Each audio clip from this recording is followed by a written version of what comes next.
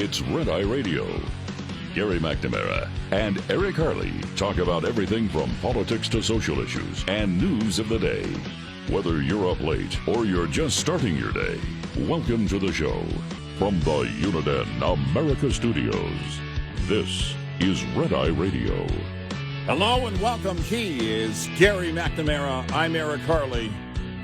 As we begin a Tuesday, Gary, how are you? Doing good. Can't complain. Yeah? No, nobody would care anyway if I did. Yeah, I was going to say I can, but why bother? You know, it was interesting in our pre-show meeting, and our pre-show meeting was just, it wasn't specific on anything. It was just you and I, as we usually do, grunting at each other, and it's like, well, what about this?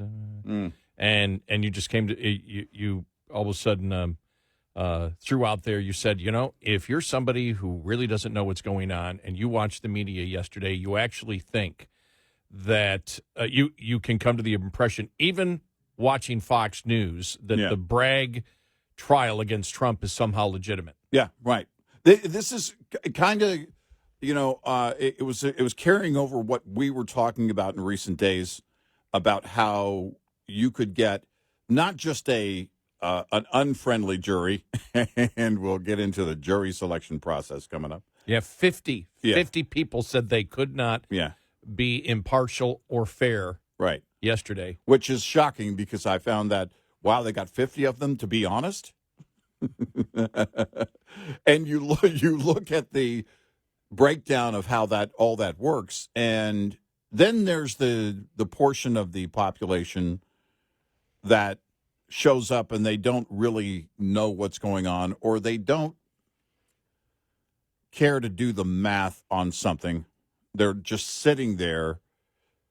And that's what I was focused on yesterday in the coverage of all this. If you're watching this and you're not paying attention, you don't understand, okay, what's this case and what's going on with this case? You could, based on the coverage yesterday alone, you could start to form an opinion that, oh, wow, he's in big trouble here. When, quite frankly, the judge should have thrown this thing out. When you look at the coverage in the mainstream media, they talk about, what is it? I forgot how many felony indictments, 34, whatever it is. Mm-hmm. And how serious this is. But you notice that the conservative media covers the specifics of the actual charges. Right. You notice that the left never does. They simply say, they're making the assumption, as we said yesterday, that Trump is evil, and Bragg, who has been criticized even by liberals. Remember, the guy that's bringing this prosecution is the same guy that when he got into office actually said, we are not going to charge somebody who walks in and commits an armed robbery, and we're not going to go after them for a felony, just a misdemeanor, even if they use a gun. Mm-hmm. As long as they don't shoot it. As long as they don't shoot the gun, it'll just basically be a misdemeanor. Well, he had to change that because of the outcry, but understand where it's coming from. You know, understand that Bragg is a rogue prosecutor. Yep. Understand that many judges are rogue judges. Yep. Understand that many jurors now don't care about the law. And if you don't care about the law, the entire system breaks down. And when you have this rot inside the judicial system, and we'll have coming up here in just a little bit, Jonathan Turley goes through it. I mean, it's really very, very simple. They're making something that isn't a crime. Right. They're saying just by saying so. Right. They're saying that in hush money, which you can do whatever you want, in hush money, in his business records, instead of, when he cut the check to his lawyer, mm-hmm. Trump simply said legal fees, mm-hmm. that he didn't put hush money. Right. Well, there is no fraud. It's legal fees. It is a legal fee. And it's not fraud because he's simply putting that down. He's not. Where is the fraud? Where is it where it says, you must sign this and tell exactly what this is, or you can be accused of fraud.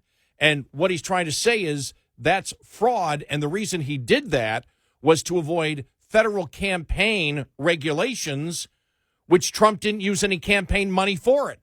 Right. There was no campaign money that was used for it. It was his own money. So they're making this stuff. You cannot look at this case and the specifics of the case and say it's legitimate. They are making stuff up, trying to tie a state law to a federal law where it doesn't even apply to the federal law at all. And if you want the evidence of it, and I'm glad Turley brought this up, we all know, for example, Trump, they already had the FEC already looked at this, the Federal Elections Commission. Mm-hmm. They already looked at this and said, no, there's no campaign violation here at all. And you compare it to the Hillary campaign, giving the money to Perkins Coie in order to set up the dossier, which was a lie created by the Hillary campaign and the DNC to go after Trump in 2020. They were fined by the FEC for saying that was going to... Now, they were using campaign funds to go after Trump here. Right. And they did not put down what it was for. Right. Well, they put down what it was for, but that was inaccurate. It was a lie. They actually committed fraud and were fined hundreds of thousands of dollars, I believe, for that by the FEC for that violation. No prosecutor went after Hillary for that, and that was actually campaign money.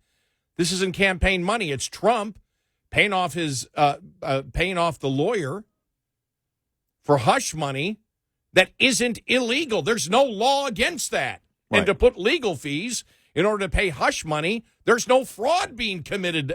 No one, again, is being hurt in any way. And then they say, okay, but if you take that, he was doing that in order to help his campaign. I mean, they're just making crap up as they go along. The judge should have just said, this is ridiculous. This has got nothing to do with law. I mean, can you now?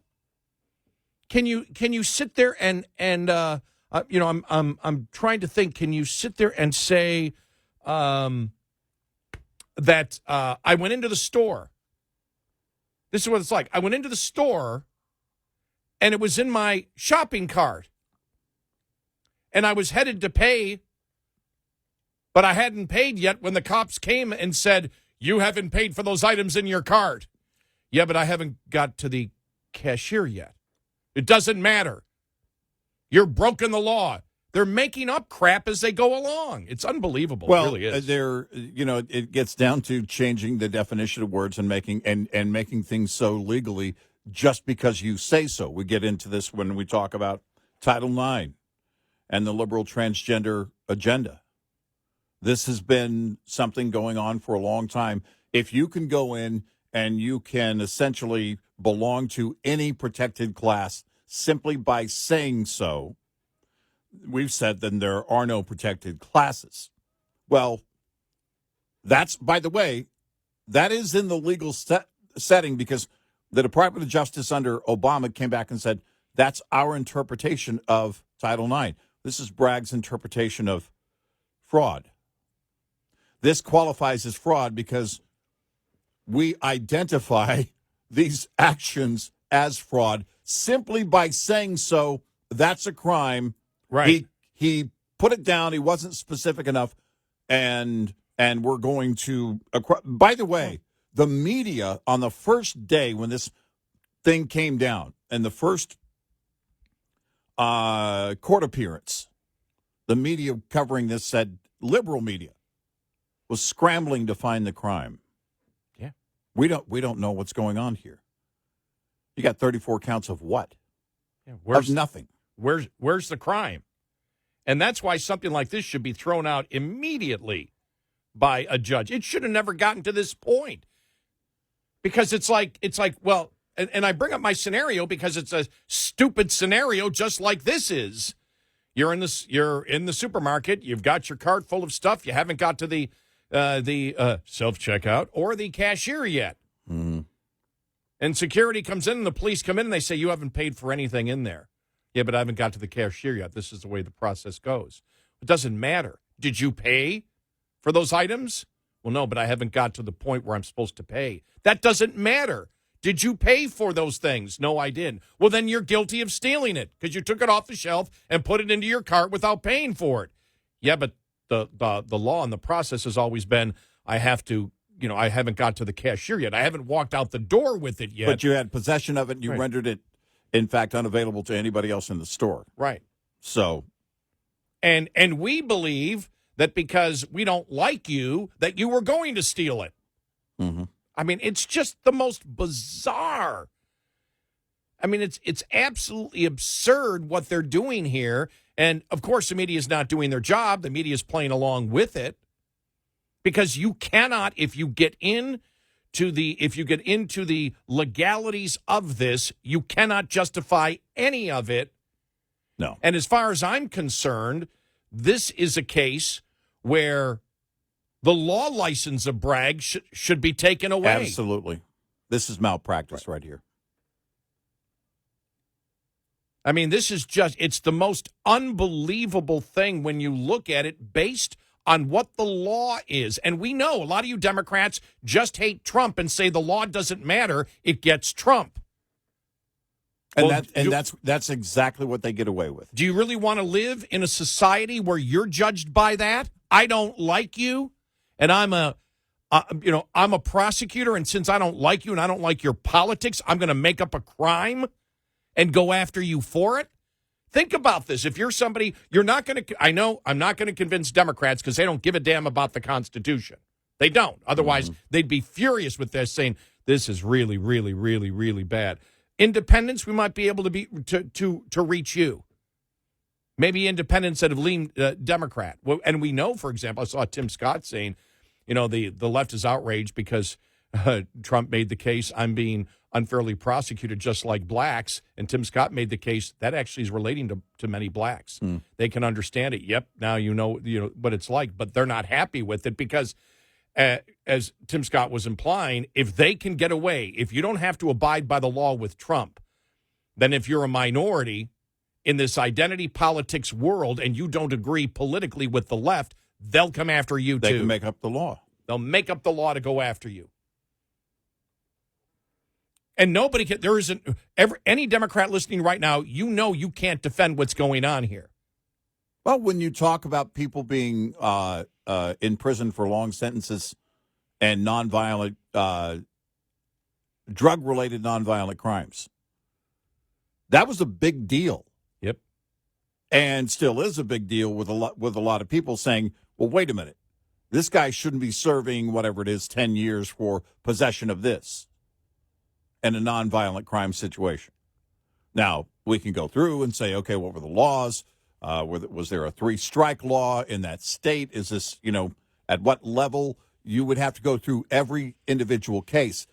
But on the big picture, it's exactly, this is the justice system coming in, applying it over here because we don't like you for this reason. We have this prejudice against you for this reason.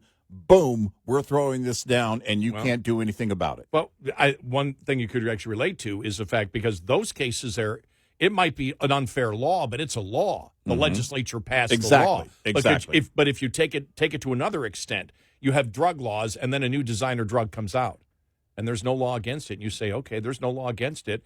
I'm going to give somebody this designer drug. Well, the feds, nobody can come after you for it until the legislature makes it illegal. They can't say, well, look, all these drugs are illegal, and therefore you have a drug here that hasn't been classified on the state or federal level or local level or whatever, but we're still going to put you in jail for that because it's a drug like something else. Right. Well, you can't do that. Right. And what's happening here, there is no law. No, they're just saying it's against the law. They're just saying against, yeah, exactly. Yeah, and this identifies as a crime. That's basically what we've come up with. Trans law. Yeah. We've come up with trans law.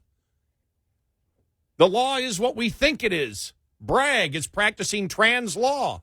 It identifies as a crime. Right. Because we say so. We have identified it as a crime, but it's not a crime. It doesn't matter. We identify it as a crime. It's trans law. And if you question it, you're out of line. If you question If you question us not following the law, then you're against democracy. That's right. It's amazing. Well, tell me who they wouldn't come after and what setting. I mean, it could be anything. File a complaint against someone that politically doesn't work with prosecution. All of a sudden, well, we've got a problem with you. And we're going to apply this law differently. We're going to apply, in fact, no law exists that would apply. We'll just say it does. Yeah. And the fact that this wasn't thrown out shows you the rot inside of New York State. Yeah. Inside the judicial system of New York State. Right. Whether it's Letitia James or Bragg or whatever, because this is these are state laws that they're claiming that a state and a federal law, and they're trying, and that's the other thing too, they're trying to piggyback a state law and make it apply to a federal law, which you can't do. Tell me what business now would say, well, hold on a second, we got a bunch of stuff we listed as legal fees. Is Bragg going to come after us? Yeah. That's another point. Yep, that's another great point. And if we don't have our books straight, even if we think we have our books straight, according to the law, we're not safe. We should leave New York. And you should.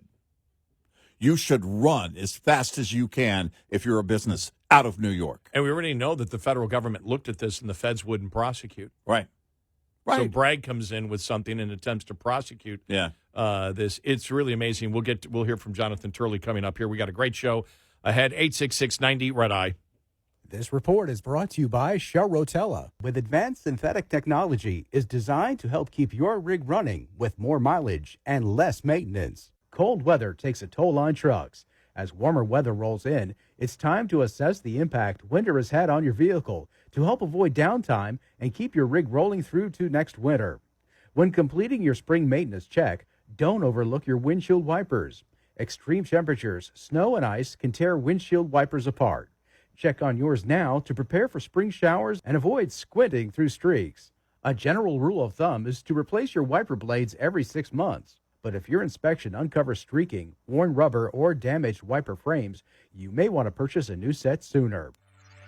We'll be right back with more Red Eye Radio with Eric Harley and Gary McNamara.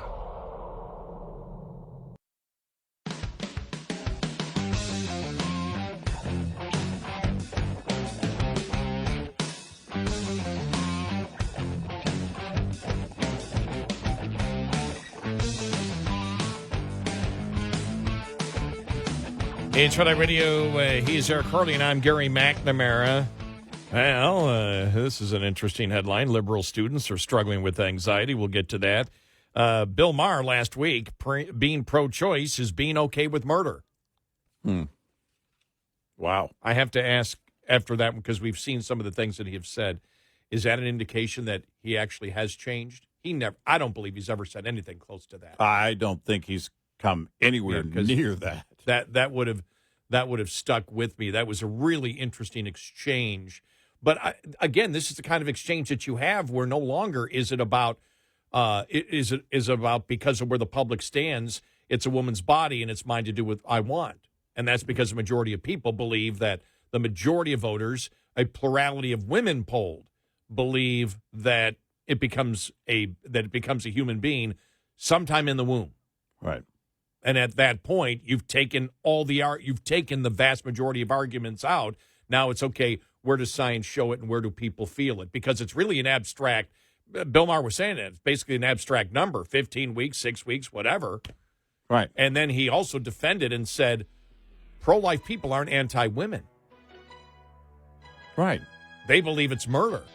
Right. That's what it's about. And so that mind-boggling for somebody as far left as he's been his entire career to say something like that.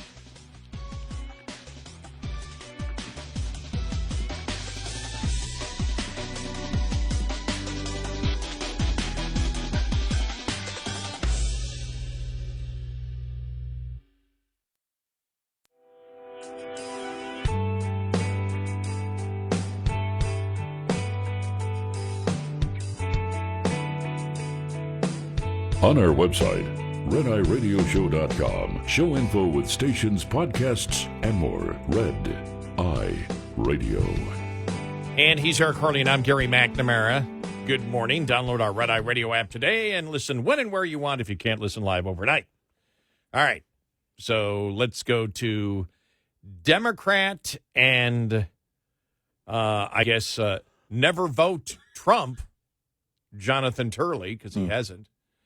Yesterday, constitutional law professor discussing Trump's case right now and the prosecutor Bragg. Here we go. Well, the more cases against Trump, the less justice we receive as a people. You know, the opponents of Trump would have been far better off with just one case, the Mar-a-Lago case. That's based on real law, real precedent. One can disagree with the interpretations, but it's not a reach in the sense of this case. This case is creating something. It's creating a criminal code just for Trump. You have a misdemeanor whose time has expired. The statute of limitations ran out, and it was revived in this rather curious way. He's effectively arguing that Trump was filing false business records through his counsel to hide a federal crime. But it isn't a federal crime. This wasn't a campaign contribution. None of that appears to matter. And that's why a lot of us are looking at this and recoiling. This is not how the law is supposed to be. New Yorkers appear to like it this way. They elected James, who ran on bagging Trump for anything, didn't even mention what. And they now are lionizing this district attorney who's putting together what many of us consider to be an absurd indictment. So here you are in the New York Post. A serial perjurer will try to prove an old misdemeanor against Trump and an embarrassment for the New York legal system. That perjurer is Michael Cohen. Here he was on MSNBC. Watch. It's the same thing over and over again. Poor Donald the victim. He's now being, the target of the Biden administration. There's, for all of us, the average people, then there's those in power, and then there's Donald Trump, who seems to be able to skirt the law whenever he wants and however he wants. I don't acknowledge what these folks are saying. And Politico got in on it. Michael Cohen's admitted liar. He's still going to be the star witness against Trump. Okay. Is this normal? Well, it was just recently that a federal judge really eviscerated Cohen and said that you are a serial perjurer and you're still gaming the system. That wasn't last year. That was just recently. And he's going to take this stand as the central witness. But what is really bizarre here is he's basically saying, put my former client in jail for following my legal advice. Now, a lot of jurors be sort of scratching their head about that one. But there's also this disconnect. If you recall, Mark Elias, who was the general counsel of the Clinton campaign, was just fined. The campaign was fined by the FEC for hiding the payments, the support for the Steele dossier as a legal expense. And they were fined for that. No one was criminally charged. In this case, you're taking this misdemeanor, reviving it because it was dead, suggesting a crime that doesn't exist, and then hitting Trump with dozens of counts. Most citizens, at least outside New York, see that for what it is. It's the weaponization of the criminal justice system. There you go. And by the way, Michael Cohen, again, this is the kind of stuff that you would see. You don't hear anybody talking about the legal case. Trump gets away with it, and the average citizen would never be charged with anything like this ever. No. But it's let's make the rhetoric really hot without ever talking about what is the actual law here. What law did he break? It was legal expenses. You're saying he falsified a record in order to skirt campaign finance laws, because there's a number of problems. He didn't skirt any finance laws. The FEC never. They looked at this and said there's nothing there. So it was his own money. It wasn't campaign finance money. He put, legal expenses, which it was a legal expense. Mm-hmm. You're setting up hush money through your lawyer. There's nothing illegal about doing it. It sounds bad. It's hush money. It happens all the time. Well, and so you're setting that up and saying legal fees, whatever. Nobody falsifying business records, whatever. Nobody, again, is being hurt by this. The whole thing of fraud, you need a victim in there. And so the statute of limitations ran out on it. And their point is, well, the law states that if you move out of the state, well, he really didn't move out of the state. He became president of the United States, still had a residence in New York. And then they try to tie that misdemeanor and make it a felony on the federal level by stating that he did it to avoid campaign finance laws when there is no campaign finance violation whatsoever. And I'm glad Jonathan Turley brought up the whole Hillary Clinton and the dossier thing, where they did. What he failed to mention, though, is they fined the campaign hundreds of thousands of dollars for, again, labeling a campaign campaign money going somewhere where it didn't go. But they didn't charge them criminally. She was never charged criminally, or nobody in the campaign was charged criminally for that. Every non-disclosure agreement signed in the state of New York now must be under scrutiny. Every single one. Because a non-disclosure agreement that has money attached to it as a condition is now hush money and now potentially fraud. Because they say so. NDAs are common. I would say New York is probably, because of being the epicenter of business for many companies, probably has a greater share of NDAs signed in that state with money attached to it than any other state. I don't even know that to be the case. I would put my dollar on that bet that it's at least in the top 3, simply because of how much business is done there. And now you're going to have to go back and review every NDA that was signed, every single one. And there's the other thing, too. Bookkeeping, okay, we got to go back and what did we classify as legal expenses? What did we put down as legal expense? What do our NDAs say? What are our NDAs, all of our NDAs say? And the nature of a non-disclosure agreement, by the way, is that there are only a handful of people in any organization that can actually read them by definition of the NDA. This is garbage. It is nothing more than trying to bring your political enemy down. It was Newsbusters had this story that the media, the mainstream media, doesn't cover the fact that, I mean, we all know it. It's a given to us that all these prosecutors are Democrats. They would, if it were the other way around, they would identify them as Republicans, no doubt. Mm-hmm. They're bringing down their political enemy. Each one of them wants to be the hero. And look, they understand that this is going to be overturned at a higher, if Trump would be convicted, this would be overturned at a higher court because it's completely and totally bogus. They don't care. They believe by doing, their only goal is using the lawfare to win in November of 2024 by being able to go out and say Trump is a felon in a made-up crime with a rogue prosecutor, a rogue judge, because the judge should say there is no case here. Right. There is no case here at all. There is no, this thing should get thrown out at this particular level. And you also need rogue jurors that don't care. We don't care about the law. Right. You know, we look at the juror for I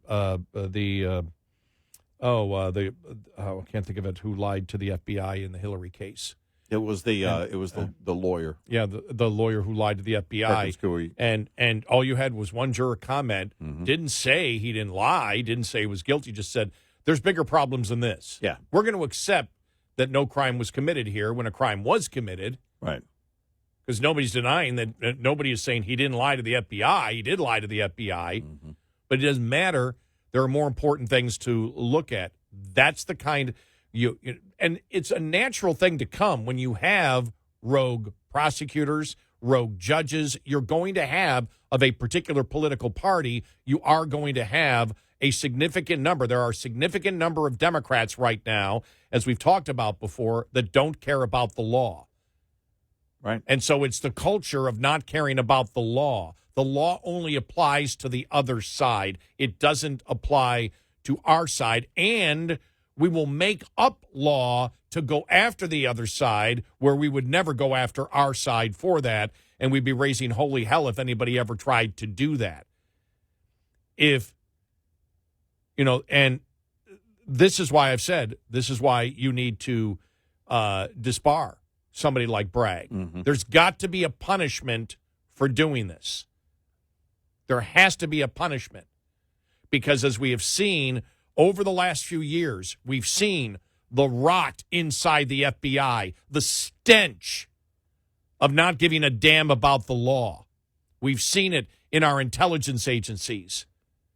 And now we've seen it in rogue prosecutors, in rogue judges, and now Democrat jurors that say, to hell with the law, we just do whatever the hell we want to do in court. You want the country to crumble? That's how it crumbles, when the law doesn't mean anything anymore and is only applied to one side and not the other side. Right. But they're happy with it. They're fine with it. And again, when you look at a political party that has endorsed racism, identity politics, endorsed anti-Semitism, endorsed that a significant portion of their party, including the leader in the White House, is pro-terrorist, trying to ride this line, we're going to support Israel here publicly, but really on the other end, no, we're going to sit there and say there's indiscriminate bombing, which was ridiculous. The president lied about that. Mm-hmm. That's where he became pro-terrorist at that point, right, because he's taking the side of Hamas. What do you expect with the political party that does all of this? Exactly what you're getting here. Yep. There are no lines. There are no boundaries. None. None. If you think there's a boundary, they'll erase it. If you think there's no crime there, they'll make one up. And that's why, notice, if you're an independent, you're wondering what's going on here, notice that the Democrats never talk about the specifics of the actual charges, what the law is. You notice they never talk about it. You did have some on that even got on CNN, even MSNBC, that said, look, there's this, when this first came out, there's nothing here. Right. But do you see that right now? I don't see that happening right now. No. Maybe you get one guest on CNN. I'll have to search it. I didn't see that yesterday. If it comes up, I'll do searchings to see if there's anybody on CNN that did it. But it is what you see with Michael Cohen. Well, Trump gets away with it, and nobody else would. Gets away with what? What is the specifics of the law? Right. Well, and the way it was being covered, even in parts, or at times by Fox News yesterday. You would make it. You would, if you were just tuning in, trying to learn what happened, you'd look at that going, "Oh man, he's in real trouble," because they apply the same drama to it. He's leaving Trump Tower. He's leaving slow speed chase all over again. Okay. Let's follow him all the way to the courthouse with a helicopter or a drone. Reporters on the streets. Look, fact of the matter is, they've got nothing here until a jury says they've got something. 866-90 Red Eye. Coming up, more with Gary McNamara and Eric Harley. It's Red Eye Radio.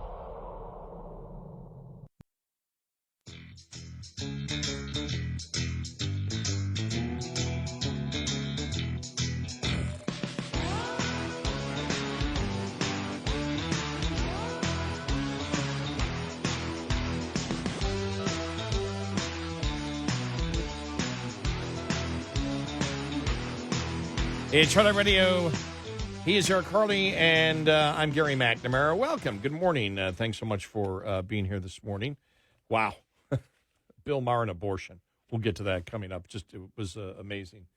That's the statement that was made the other day. You just shake your head going, wow. And I was out of town and I missed this. Summer's 2 months away, yet the Texas power grid is already in trouble. Well, yeah. We're going to see upper 80s this week, and we may not have enough power. Right. Upper 80s is like what? Well, let's just say in August, that will be our overnight low. Yeah. Yeah. This is all the crap of when we live in a delusional world. Yeah. And all of a sudden reality hits. Right.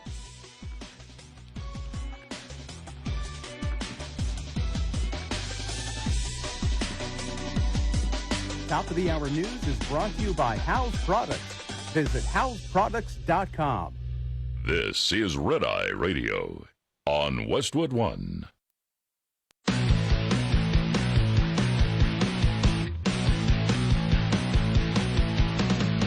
Now, it's Red Eye Radio. Gary McNamara and Eric Harley talk about everything from politics to social issues and news of the day. Whether you're up late or you're just starting your day, welcome to the show. From the Uniden America Studios, this is Red Eye Radio. All across America and around the world, we are Red Eye Radio. He is Eric Harley and I'm Gary McNamara. Welcome and good morning. Well, this was really interesting last week on Bill Maher on HBO. And Piers Morgan was on. I don't know who the other woman was that was on with him. In fact, they don't say here in the clip that I have, but they got to talking about abortion and abortion being a part of the 2024 election. And well, I'm just going to play it. We'll comment on it afterwards, okay? All right. Okay, here we go. All right. Europe, for example, by comparison, the 60 countries of Europe. Actually, there are many countries in Europe where it's completely illegal to have an abortion. Poland, Malta, places like Andorra, So, and if you look at Germany and France and countries like that, it can be 10, 12 weeks is the term limit that you're allowed to have an abortion legally. So America is not such an outlier. If it does go to the States, I think a lot of Americans on the left do think that this is somehow a really unique American problem or an issue that only pertains to them in terms of the legality of abortions. Actually, comparative to Europe, it's not massively dissimilar. But the thing that's crazy is at a time when America is facing so many huge geopolitical threats, where there's a huge tech revolution going on, where the economy is faced with all kinds of challenges, the idea that you're fighting an election around this issue seems to be, just strange. Back to the 19th century. Well, by the way, that's Gillian Tett from Financial Times. She didn't say anything there, and the people are clapping. She didn't say anything. I don't know where she stands on the issue. Strange. And everybody's clapping. Yeah, what's strange about it? Well, it's not strange if you're talking about an issue of life. Right. And so let's just continue. But I just thought it was strange that that's what they chose to. It's almost as if that's sort of the yada, yada, yada, blah, blah, blah. It sounds right. I haven't said anything. Yay! I'm behind you in what you said, even though I have no idea what you said. I don't know what your position is yet. and let's get to Bill Maher. Here we go. Not if you believe it's murder. That's why I don't understand the 15-week thing. Or the Trump's plan is, let's leave it to the states. You mean, so killing babies is okay in some states? Like, I can respect the absolutist position. I really can. I scold the left on when they say, oh, you know what? They just hate women, people who aren't pro-life, pro-choice. They don't hate women. They just made that up. They think it's murder. And it kind of is. I'm just okay with that. I am. I mean, there's 8 billion people in the world. I'm sorry, we won't miss you. That's my position on it. What? That's quite harsh, Bill. Yeah, exactly. I'm not Is sure that not your position if you're pro-choice? Isn't that mainly because you don't like children? I mean, yeah, No, exactly. no. I mean, But if you are, you said you're pro-choice. That's your position too. Now, does he believe that, or is he saying that's the pro-choice belief? That'd be interesting. It sounded like he was saying this was his belief. And if it is, think about that. I believe it's murder, and I'm okay with it. Yeah, right. Think about that. I believe. I think it's. What I like is I believe it's sort of murder. Mm-hmm. What is that what OJ did? Is that the definition of sort of murder? I don't understand. Right. But just a fascinating moment. But it's a moment, and we've talked about this a lot, and I don't know of anyone that has put it the way that we have had. That after the Supreme Court decision, Dodd's, and I know it's been my explanation to every single pro-choice woman that I've dealt with, who I've basically left, they can't answer it, because every single pro-life woman I've talked to, and I've discussed this before, when they said, "Well, it's a woman's body and we can do what we want," I said, "Oh, so you're for abortion till birth?" Well, no. Well, when is it? 21 weeks, 15 weeks, whatever. Well, then it's not about your body. What are you talking about? Well, come on. And this is. Are you not thinking? This is almost like, because I had to correct somebody again the other day, where it was like, I have worked so hard, and I specifically put in for Social Security and Medicare. Stop calling it an entitlement program. I am not entitled to it because I put my money in specifically to get this benefit back. Do you even know what the hell you're talking about? Do you know what you're saying? Of course it's an entitlement program. And you should, and the other day, and it's somebody I know on social media who put it in, every single response was, yeah. And I'm like, people don't even think anymore. They don't even think. They don't even connect the dots about the simplest things that they believe in whatsoever. And this happened with abortion. I said, well, you just said you don't believe till abortion till birth. So what you're saying is sometime in the womb, in your body, that you say it's your body and you can do whatever you want. You're saying, no, the law should say you can't do what you want after 15 weeks. And a plurality of women believe that, and a majority of Americans believe that there should not be abortion till birth. Well, at that point, you're simply discussing, your feelings, because basically, and this is where I think Bill Maher was, basically it's your feeling that it's not murder at 15 weeks, but at 16 weeks it's murder. And we can't do it. Otherwise, there's no reason for every pro-choicer not to believe in abortion till birth. Mm-hmm. And so that's actually, I believe, a victory for the pro-life movement. Well, I would say that, it all comes down to exactly that, the arbitrary number. Though those of us who believe life begins at conception believe that at any point abortion is murder. And if they start saying things like, well, yeah, it is murder, but we're okay with it. I know. Has there been any response? How okay are you with it? What level of murder? I mean, that's, if you say it out loud, and honestly, I mean, that's a very Bill Maher-esque position to take. Yeah, but I think for the debate, it's a very important argument. It's a very important thing to throw in there. Now, if he believes that, mm-hmm. which he seemed to indicate he did, because he kept throwing back. He says, and I'm okay with that. Right.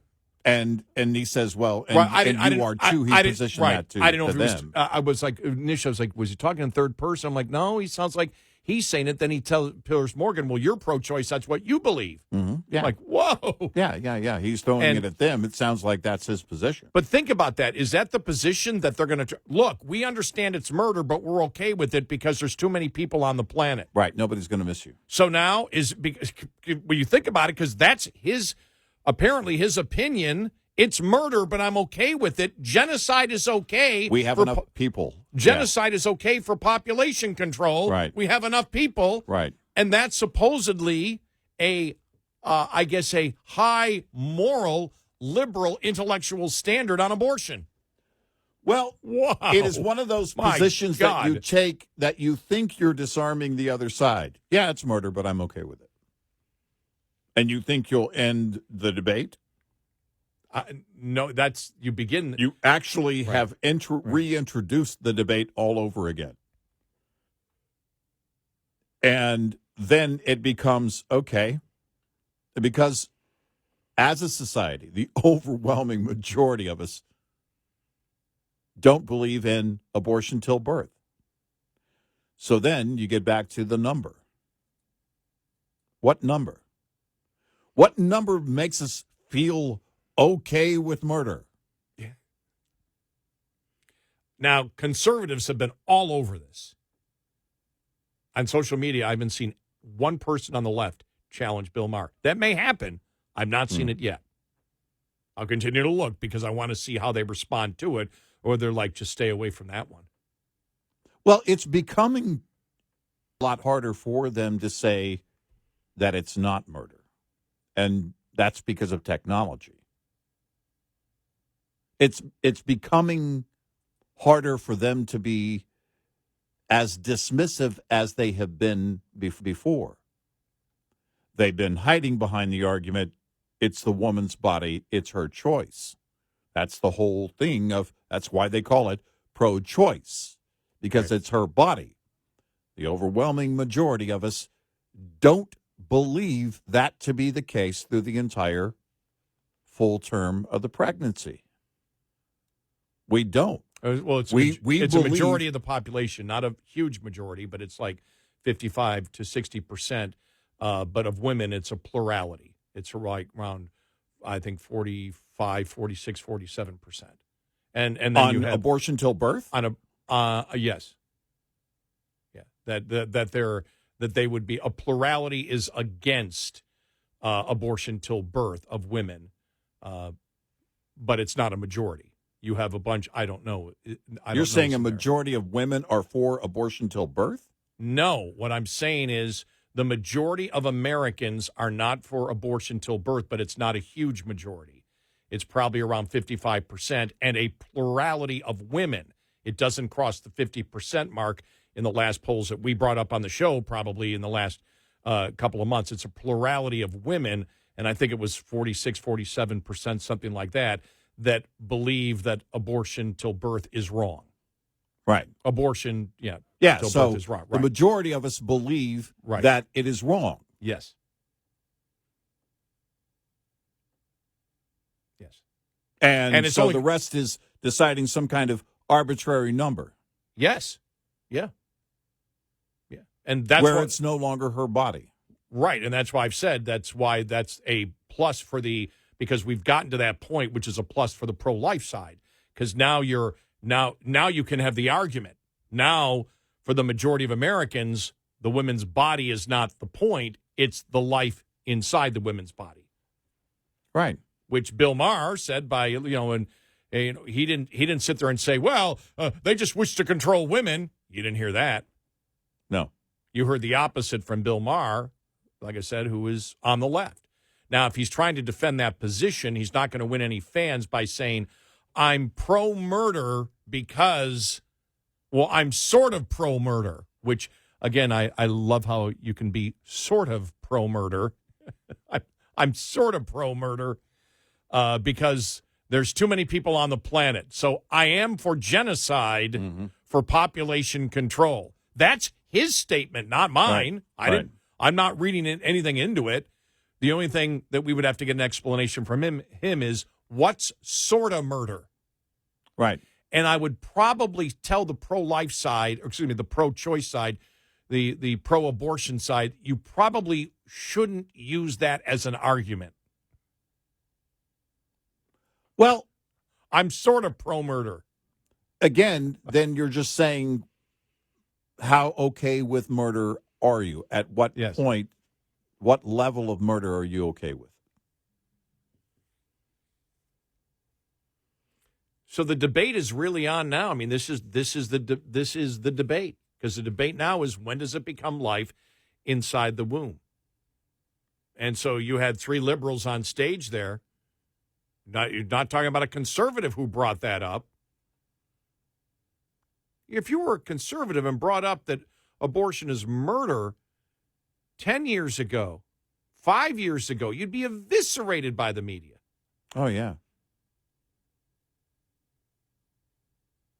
Yeah, no doubt. So just amazing. Yeah, say it out loud. And, I mean, it barely made a blip, really. I mean, it was in conservative circles yesterday, but right. It wasn't on a huge. By the way, this would have been something HBO would be reviewing the contract by now in the past. Yeah, great point. How dare you take that position? Because it's opposite of where HBO is. It's not that's not a liberal position, except when you say you're okay with the murder. Maybe they're trying to figure out where the position is. Well, hold on. He's saying it's murder. That's on the far right, but he's saying he's okay with it, and that goes back to the left. We don't know what to do with this. I would ask Bill Maher. So your intellectual moral point is genocide is okay. This is what if I was on that podcast, I'd have a cocktail with him just to make that point. Mm-hmm. Yeah.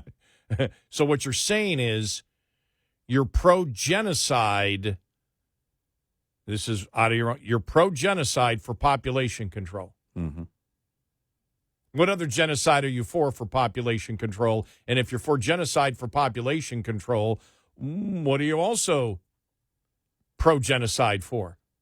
Well, we have too many people. I mean, now let's talk about a viable life beyond the womb. Let's talk about, well, what decisions are we going to make as a society going forward on the viability of a human being? Because when you bring the viability into it, all right, it's not viable. Well, can you make that? Are you going to make that argument, that very bad argument that people that are disabled, right, aren't fully viable human beings? Right. And that's where you get into this debate that the left does not want. They don't want that debate. And you can't avoid it. 866-90-RED-EYE.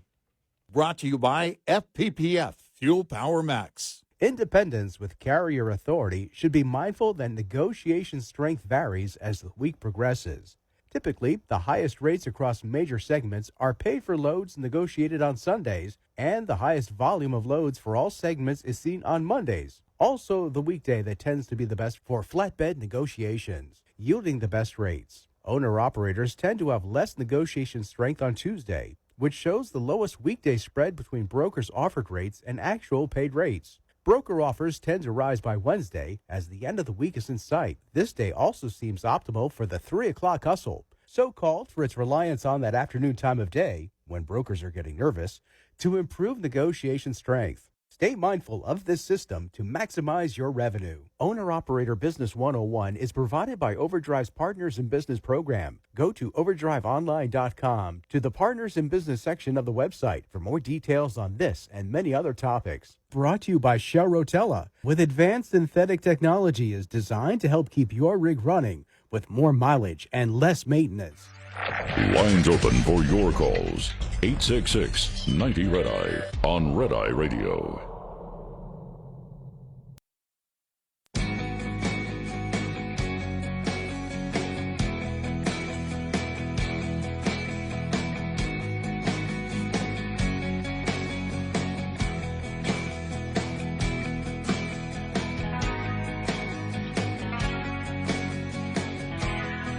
It's Red Eye Radio. He's Eric Harley, and I'm Gary McNamara. Coming up, I heard that Katie Couric was on Bill Maher's podcast. And here's what she said. She said this is the social economic disparities are a lot, and class resentment is a lot, and anti-intellectualism and elitism is what's driving many of these anti-establishment people, which are Trump voters. So elitism is in the Trump camp. Right. Bill Maher vehemently, he disagreed with that. Right. He just goes, He goes, not to defend Trump, but to defend the people who still vote for him, Maher said. By the way, I'm not going to defend where Trump is on the issues, but I'll defend where the people are on the issues who will vote for Trump. That doesn't make sense. Well, because what they see on the other side to them is even more dangerous because it's closer to home. My kid is coming home from school and thinks he's a racist. He's 5. What have you been telling him? Right. My son thinks he's not a boy. Those are the kinds of things that they say. That's why I'm voting for Trump. And there's a lot more to it. Yeah, of course. There's a lot more issues than that. But wow, Michael Moore back in the news too, and the grid in Texas.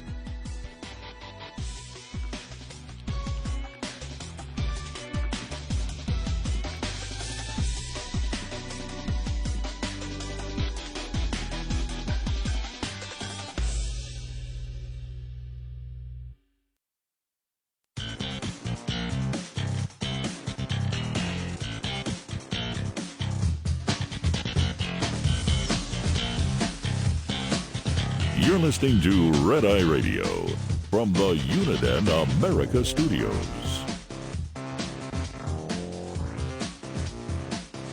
It's Red Eye Radio. He's Eric Harley, and I'm Gary McNamara. All right, you're finding polls, and that's cool. That's fine. I'm happy to hear that. I'm talking about the poll that we talked about here in the last 2 months. Yeah, but it appears to be an outlier of a poll. The majority, right. The overwhelming majority of people, even young people and Democrats, when you start talking about late-term, third trimester abortions, say no. They want limits on it. Right. You have here, this was a poll taken, the NPR PBS poll last year. 2/3 want abortion limited to the first trimester. Okay. And you had 42% of Democrats that wanted to see it limited at that point. Mm-hmm.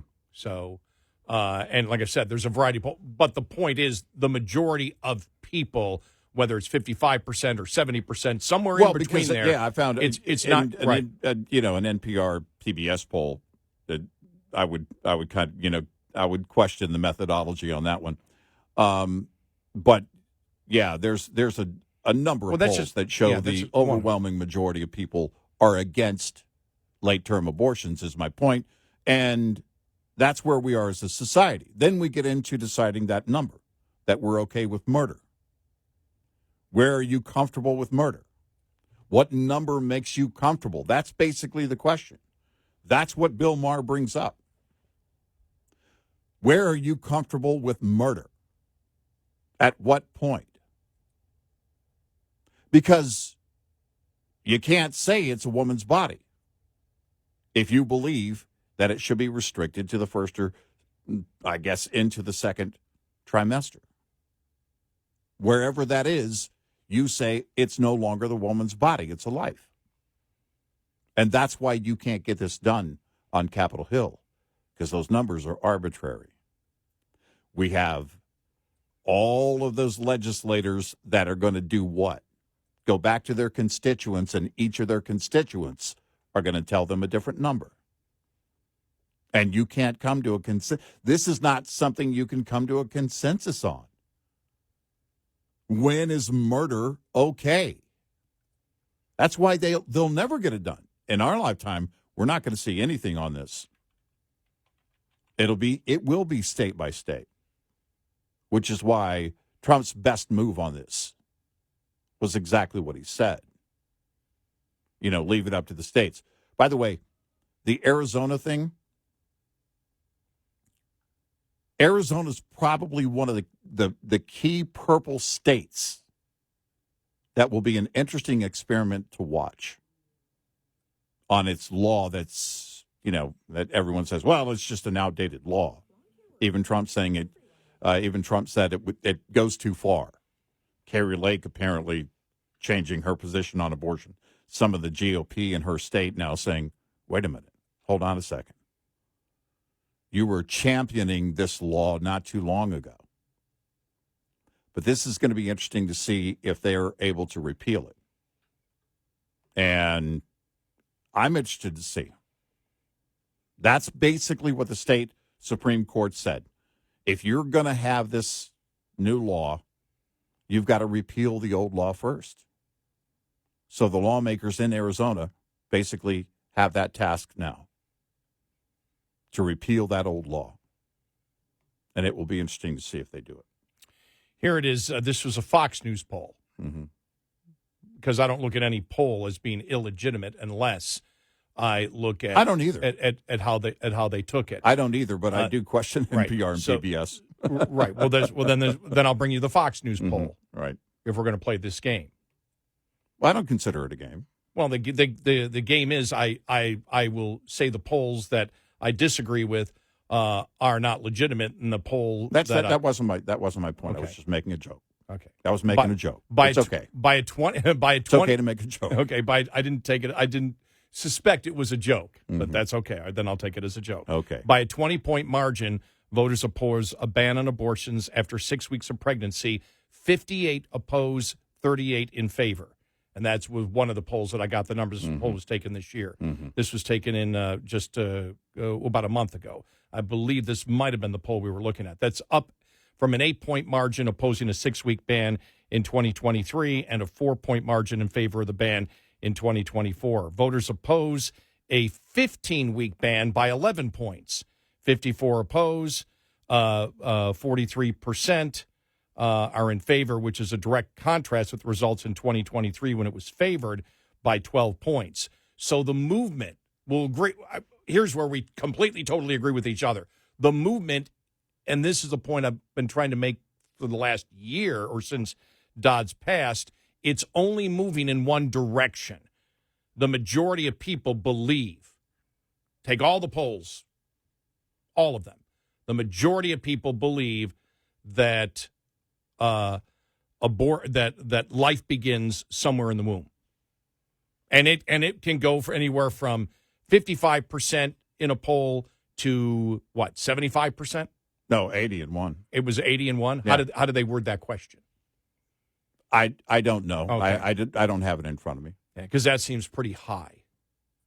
There's still a significant number of Democrats that believe abortion should be till birth, including everyone who serves in Congress, except maybe Manchin. Yeah, well, every poll's probably going to be. I mean, I don't know what they consider any kind of margin of error, if you ever did, on a poll like this. While the change in views on 6-week and 15-week bans look like genuine movement, it cannot be ruled out that minor edits to questions, the question wording and ordering make a difference.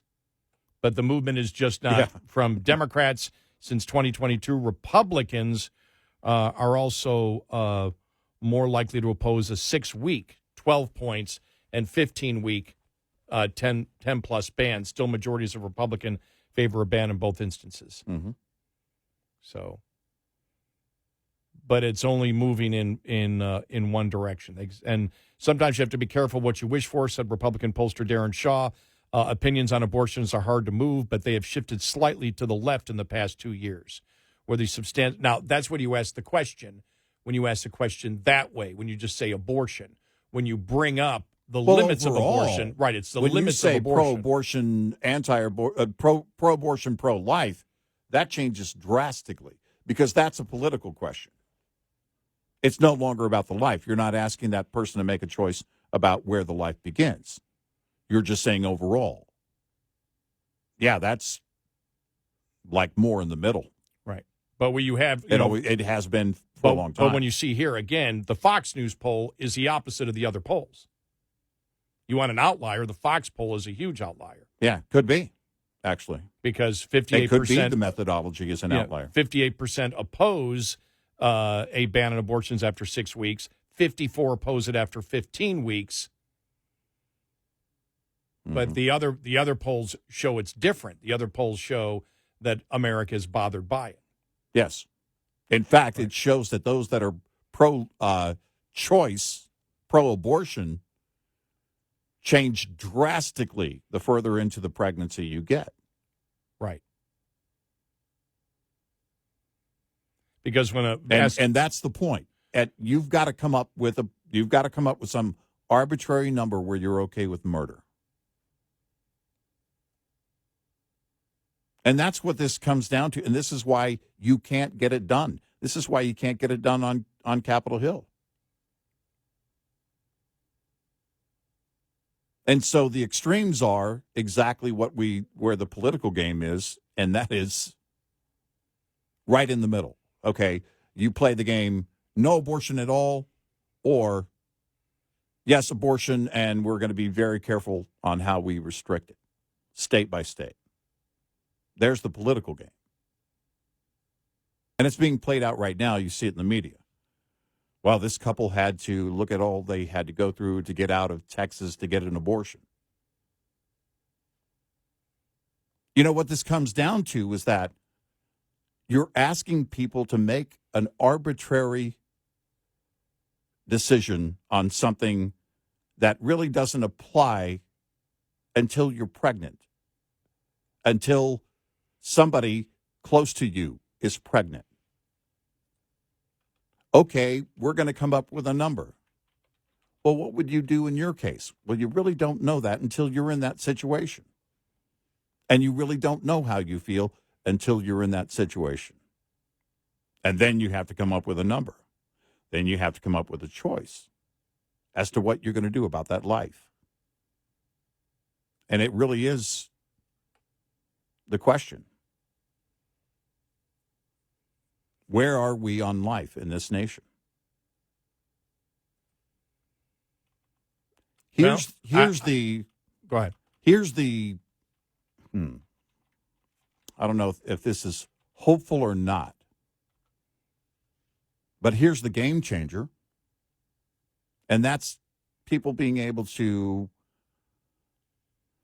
well, first of all, making a choice not to have sex as often, or if they do, contraceptives and the technology and everything else. Then you get into the abortion pills, morning after pill, and everything else, and liberals making that widely available.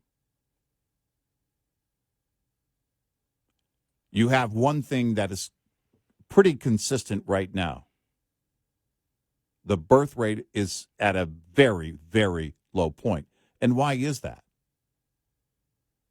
Is it because the number of abortions has skyrocketed, or contraceptives and the technology there, and also choices being made, have changed? And we have to make sure we point out that it's how the question is asked, because I have another one here. This is a Gallup poll from last year. Do you think abortion should be legal under any circumstances, legal only under certain circumstances, or illegal in all circumstances? Legal under any circumstance, 34%. Legal under certain circumstances, 51%.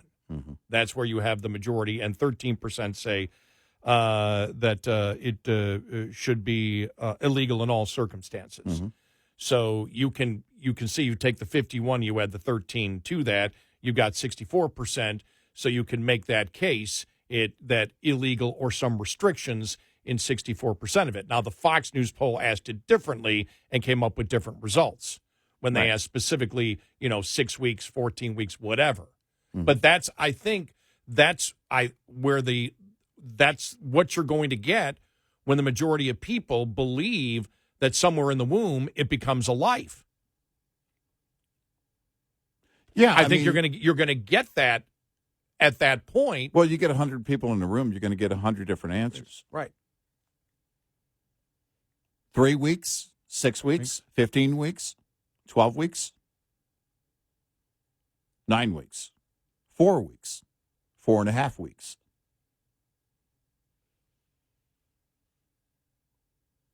And at that point, you're asking people to make that choice.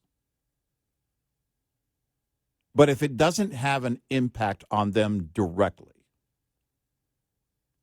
then it's one of these discussions where people will just say an arbitrary number that sounds okay. Now, look at this, because this is opposite of the Fox News poll from Gallup last year. When asked about the legality of abortion at different stages of pregnancy, 2/3 of Americans say it should be legal in the first trimester. Support drops to 37% for the second trimester and 22% for the third. That's That's 78. where you get your 80. That's where you almost get 80%. your 80%. Yeah, which is a different poll than what I saw at 80%. So there you have it, 78% saying no. Majorities oppose abortion being legal.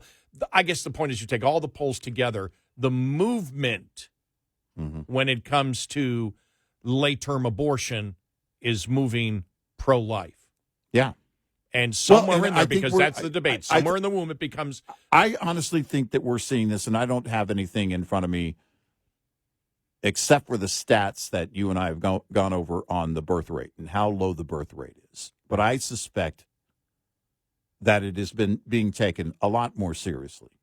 Getting pregnant has never been something that I think has been where if it's a young lady who gets pregnant for whatever reason, whether it was contraceptives or lack of contraceptives or ineffective contraceptives or whatever it was, it's never been a small choice. It's never been something that you just take lightly. But I think it is a more serious conversation in the planning part of it now with this generation, and I think that's what the low birth rate is telling us. 866-90 Red Eye. Get in touch with Red Eye Radio, toll free at 866-90 Red Eye.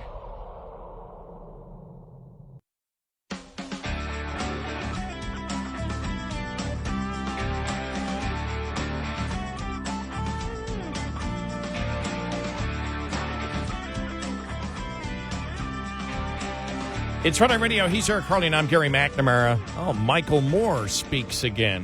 We'll get to that and more. Oh, good. Plus Texas, and we're getting our normal spring energy scare because temperatures will be a blistering, 88, I think?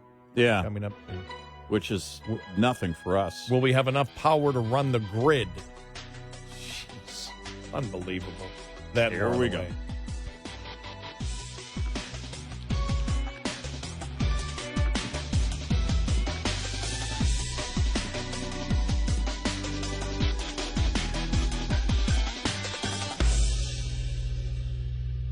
This is Red Eye Radio on Westwood One.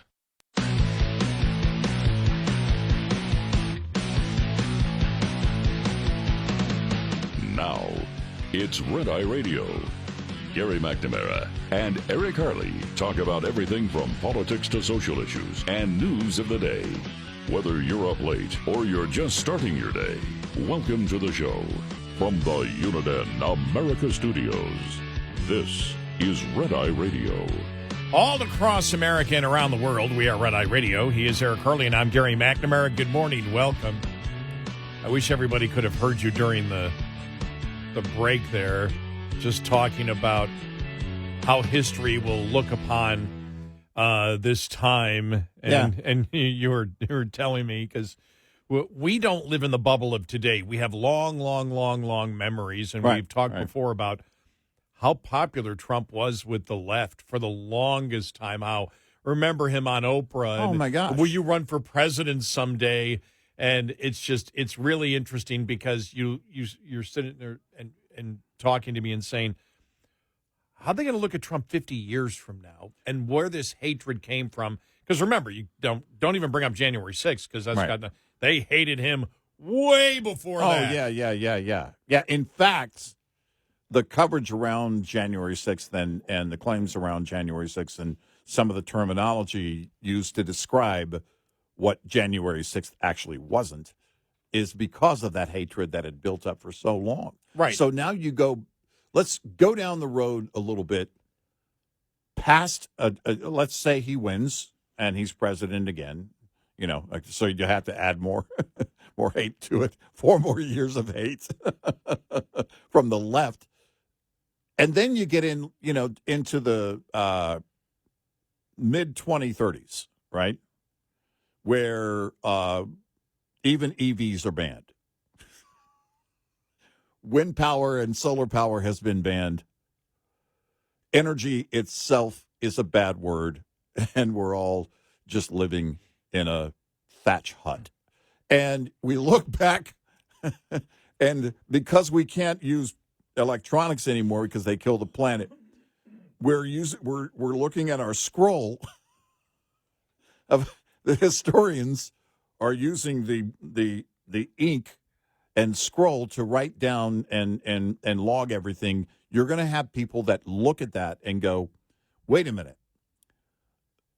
What are all these years of Trump being a celebrity, and he was the star of one of the biggest shows on TV that went on for years. He was a media darling, couldn't go anywhere. Everybody wanted their picture with him. That never happened. They hated him. They hated him. Then you'll have the thought, okay, why did they hate him? This is how a child's mind works, right? Right. It's it's always that question. Why? It's the never. In fact, with a lot of kids at certain ages, that's the never-ending question. You say something, yeah, but why? Yeah, but why? Why did they hate him? Well, because he put out mean tweets. What's a tweet? Oh, well, never mind. It's a thing on social. What's social media? And it's all going to be reduced to this little nothingness of a lint ball in somebody's pocket, and they're going to go, really? Did he commit murder in the state of New York? No. What was he on trial for? Well, because he had some legal expenses, and then he logged them as legal expenses. He gave somebody hush money. Oh, so he illegally gave somebody money. No, there was an agreement, actually, legal documents involved where both parties agreed to. So what did he do? These are the things that where history, because wherever we are at that point as a nation, as a society, we will be in, the left will have, I don't know, maybe that pendulum has already gone too far and we'll come back to the center. I don't have any hope on that, but maybe. But if not, then the left will have their new Hitler or whoever the bad guy is, and they'll look back and go, because remember, George W. Bush was the bad guy. He was Hitler. Yep. Next thing you know, he's best friends with the Obamas. He and Michelle are going out. They're shopping on weekends together. I don't know. I'll just make that rumor up. No, that was I liked it. It's it's the picking out new curtains, whatever. And that's the way history works politically, and has for the longest time. Well, in the moment when there's a threat, the left just wants to make it, oh my gosh, it's such a threat, or that person is such a threat. And it what spurred this thought is this story came across from Business Insider a little while ago on X. An accounting firm hired to vet Truth Social's financials quit after less than a year because they no longer wanted to be linked to Trump. Well, the problem is, as history is going to see it, is we are in a time right now where the mainstream media is in cahoots with the Democratic Party. Mm-hmm. When you look at the actual issues, and I liked when during the top of the hour break when you were saying, people that are between 18 and 30 years of age, the young people who hear all this hate, against Trump, will sit there because really it was like 20 years ago. Then what was the name of the show? Oh, The Apprentice. The Apprentice. When Apprentice was on, I remember. And I found out since this time this person is more liberal or more populist liberal. Mm. I'd go over to her house and she would have she lived in New York at the time and she was always watching it. She goes, "You want to watch it?" I go, "I could care less about that show," and I didn't. The show did nothing for me, and I was like, I could care less. But she was addicted to it. Now she hates Trump. She loved Trump, absolutely loved Trump. And so you say, what issue is it? What issue was it that made Trump worth hating? You can't find the issue. Right. The issue doesn't exist. Right. What's the basis for the hate? Right. He must have really hurt somebody, and I mean really hurt them. What is it that is, and what I believe history is going to look at is what you see is what you see from the likes of, Barry Weiss, Michael Schellenberger, Matt Taibbi, even where Bill Maher is going now, where they're seeing the insanity of it, and the Jonathan Turley. That this is actually lawfare being used. This is perverting the law, because when you look at the actual issues, the insane people are the Democrats, right, on the issues, right. What they have done. Critical race theory. We practice identity politics. Yeah. In 2024, the Democratic Party officially endorses judging people by groups and not individuals, something we should have been over decades ago. Nope. Right. They're still doing it, and they're promoting it as being something that is good. The insanity of the radical transgender movement. I can imagine 100 years from now. What the hell was it? You mean they were endorsing that a boy can be a woman because the boy says so? Well, how misogynist is that? Think about how misogynist, how women hatred the Democratic Party has become. On the issues, they are such incredible radicals. And Trump, what is the issue that made him so hated? The specific issue. You can't find it. They don't talk about it. And when they do, it's, the hatred he showed in Charlottesville. Well, that's a lie. You base that on a lie. Right. That didn't happen. Well, he's a racist. No, he's a racist in your mind because you say he's a racist, but you're the party that practices identity politics. Right, yeah. You look at his entire career. Has anybody ever publicly come out and said that he's a racist that's worked for him? How many tens of thousands of people has he dealt with all across the entire world? And how would we not have heard that by now? Yeah. And if that were the case. Right. It's man, look, I have disagreements with Trump, but it's based on the issues. And it's based on the fact that the rhetoric he uses doesn't help him win elections. Right. At times and hasn't. And we have said, it was the whole thing, and I've seen it more often now. See, he lost because of mean tweets. Okay.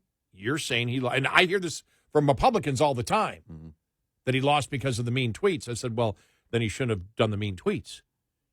Right. If you're sitting there saying, I could have won, if your argument is he could have won if not for the mean tweets, well, then stop the mean tweets, because the goal is to win. Right. The goal is to win.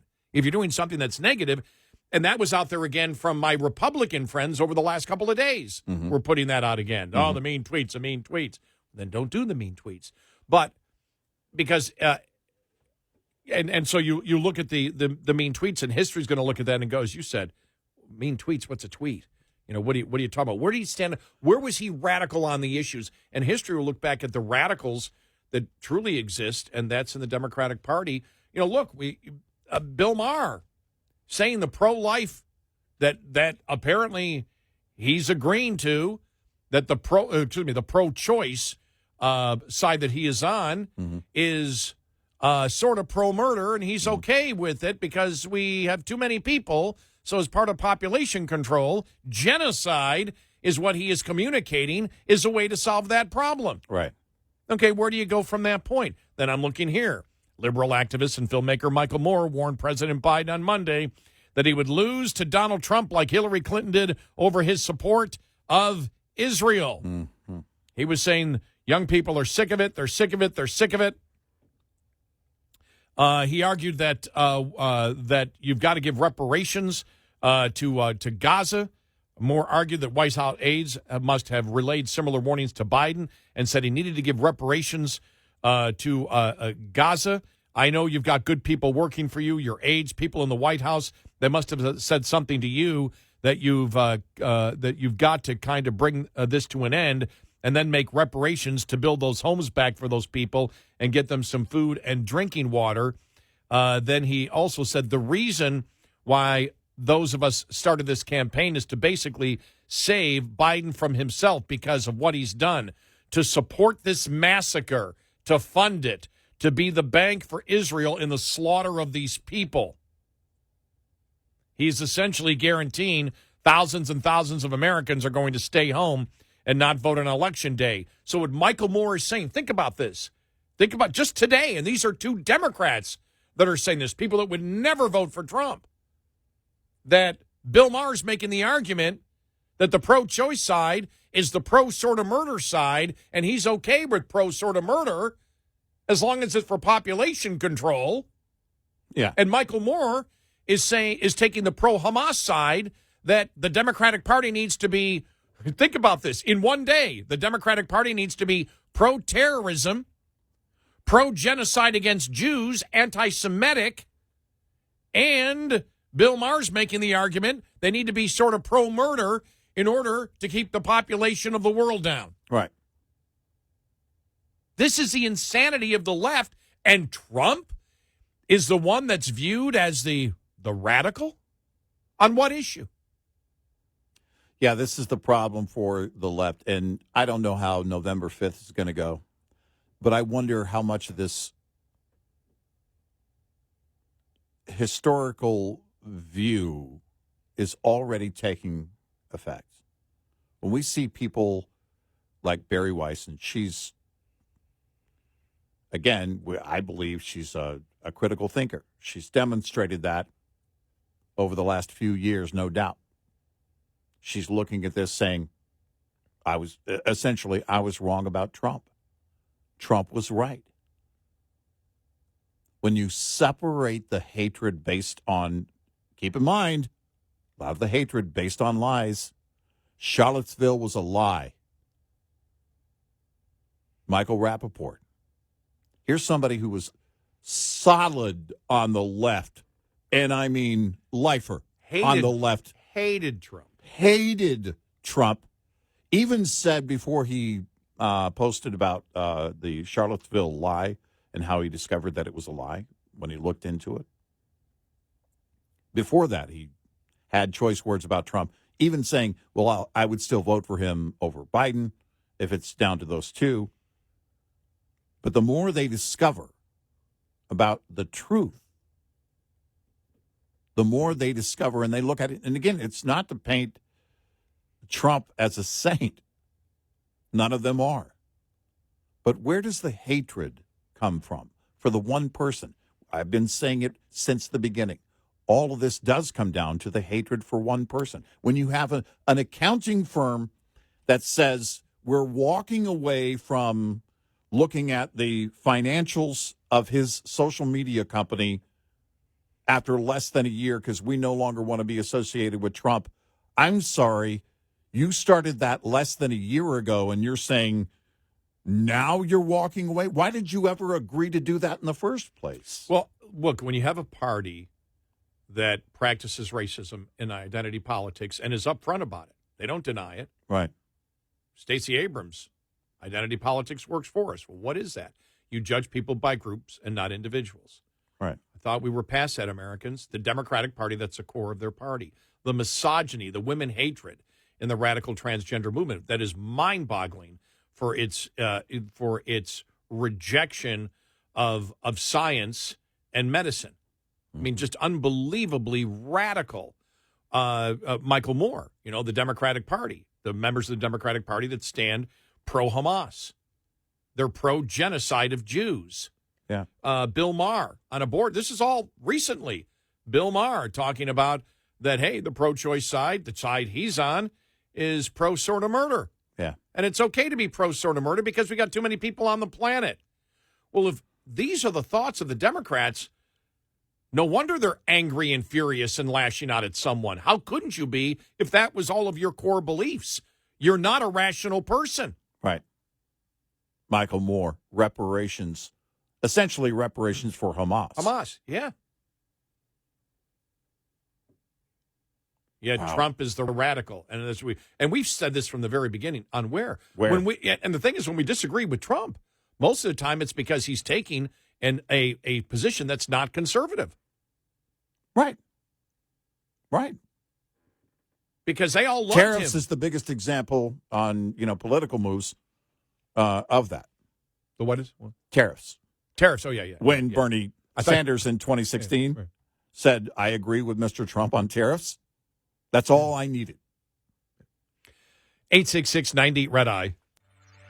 We'll be right back with more Red Eye Radio with Eric Harley and Gary McNamara.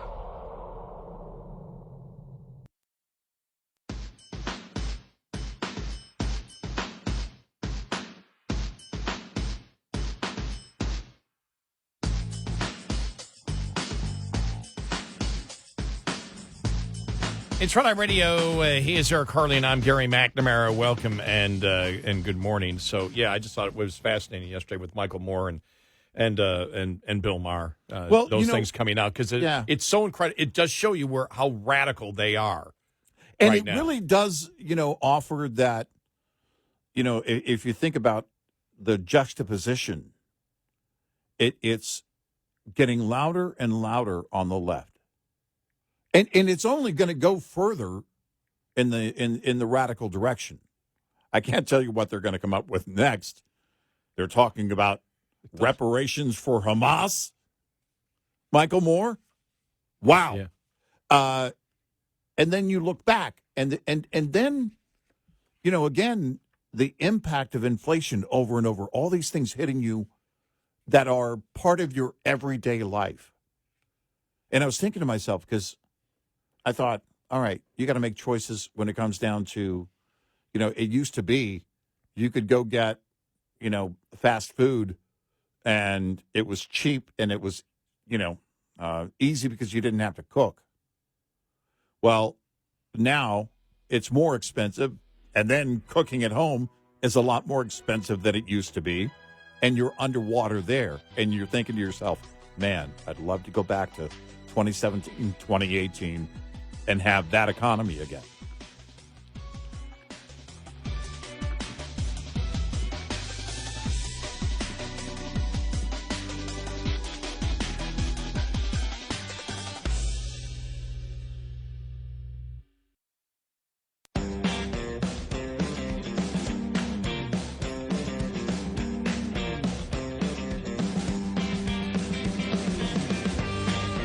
We have a line open. 1-866-90-RED-EYE. Red Eye Radio. And he's Eric Harley, and I'm Gary McNamara. Talk about insane. Reading directly here from the Wall Street Journal. Okay. Editorial page. All right. Texas gets a spring energy scare. Summer is 2 months away, yet the Texas power grid is already swooning. On Friday, the Electric Reliability Council of Texas, ERCOT, asked power generators to postpone scheduled maintenance early this week to help alleviate potential tight conditions as temperatures rise into the not-so-sizzling 80s. The grid typically has excess power generating capacity in the spring owing to mild weather. There's also an abundance of solar and wind power.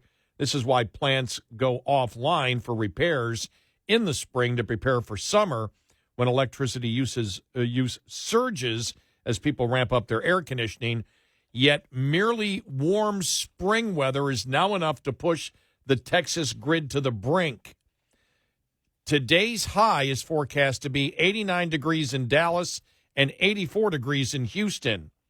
These temperatures should not force grid operators to break a sweat to keep lights on, but they are. One culprit is the skyrocketing electricity demand from population growth. By the way, that's why we're having this problem more than California or New York is, or other liberal states, because we're growing. Yeah. One culprit is skyrocketing electricity demand from population growth, new data centers, and manufacturing plants. A surge in Bitcoin prices have also made crypto mining more profitable. Many miners located servers in Texas because, get this, they can because when the grid crunches, they get paid to reduce power usage. Mm-hmm. Data centers account for 2.5% of U.S. electricity in 2022 and are expected to make up more than 20% in 2030. Artificial intelligence is magnifying this demand. A web search sees less than 1 watt of power, while an AI-powered search can require 100 watts. Training in AI search uses around 1,000 watts. The Spring Grid SOS doesn't augur well for the summer or the rest of the country. This past winter was one of the mildest on record, which eased the growing strain on the grid. Yet this summer forecast is forecast to be one of the hottest, which means Americans will almost certainly be told to conserve power to prevent outages. Don't plan on plugging in your Tesla after getting home from work. One risk is that power plant maintenance that is delayed or canceled will lead to more plants failing in the summer when they are needed. Better get that emergency generator while it's still in stock. Jeez. Yeah, it's insane. As a major energy-producing state, we should never, ever, ever be in this position. And what we voted on last year, because you want insanity, this is insanity. Because of the federal government and the subsidies for solar and wind. And the abundance of land and high winds in West Texas and Texas Hill Country. Hey, you're going to give me free money? You're going to subsidize my windmill? I'll put it up. And it's got to be part of the grid by federal law? Oh, yeah, we'll make it part of it. Oh, wait a minute. You've got massive amounts of rural areas in the state of Texas. Mm-hmm. Let's do the same. Let's put in as many solar panels as we possibly can. Massive solar farms. Let's do this. Yeah. Then February of 21 rolled around, and it got really cold, and everything stopped. Mm-hmm. And they didn't have winterized plans for the natural gas plants. There were problems with that. And one of the reasons was when you're told you're going to be out of business as soon as we can put you out of business by the federal government, you don't do any long-term capital investment because you're told you're gone.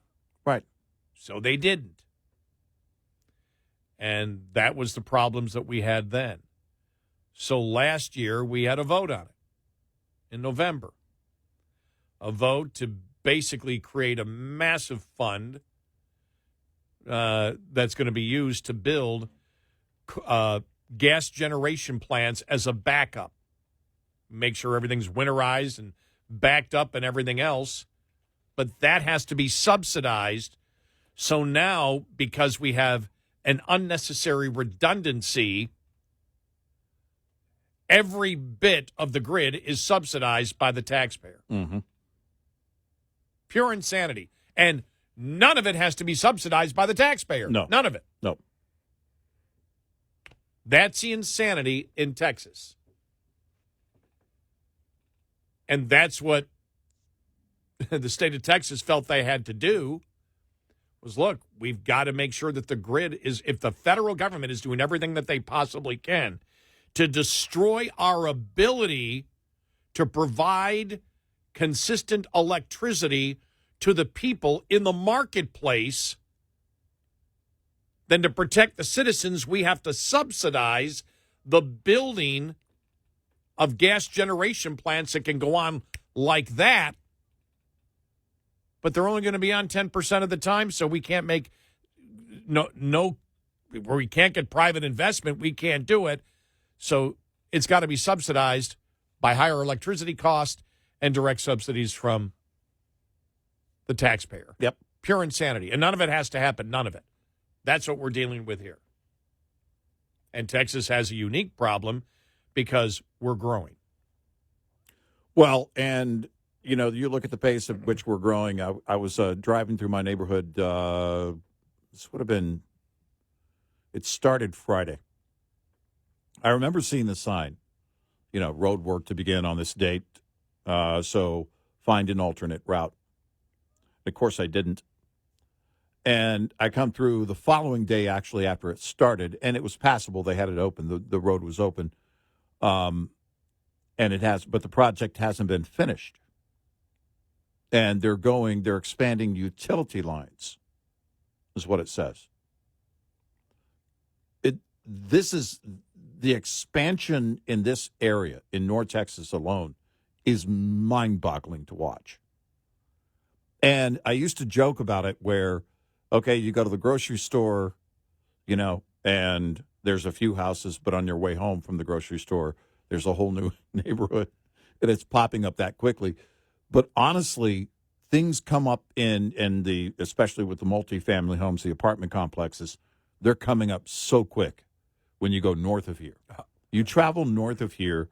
I was going along I-35, and so when you look north of the DFW area, you get into Denton County, and then you get up just as you start to go north of Denton, and the expansion.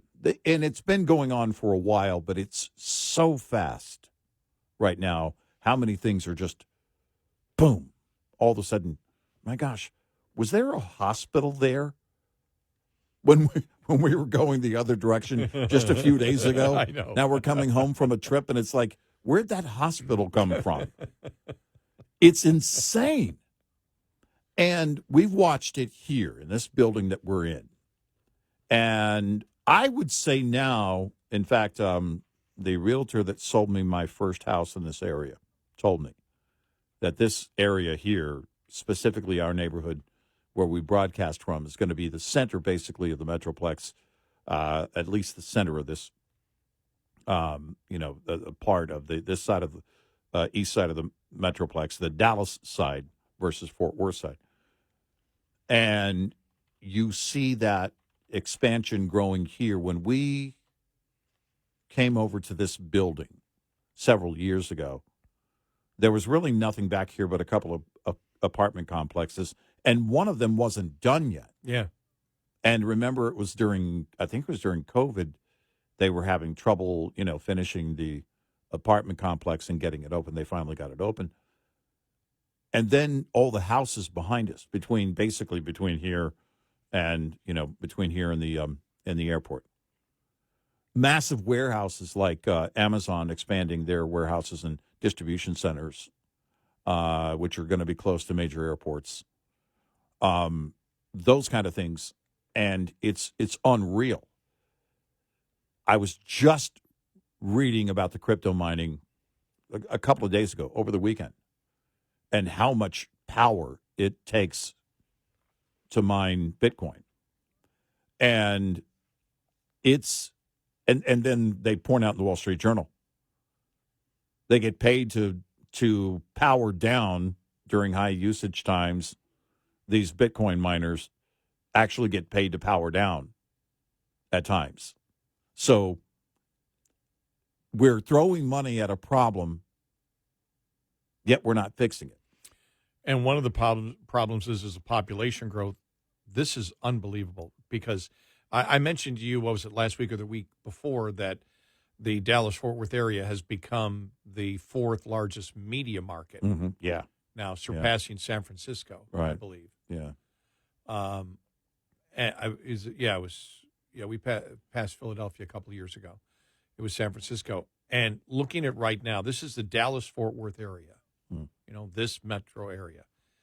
Think about this. Since April 1st of 2020, and if you look at it, they have it through 2023. I'm going to go to 2024 and just extrapolate a little bit. It's an educated guess, but the Dallas-Fort Worth area, over 500,000 people. This is basically a metro area of,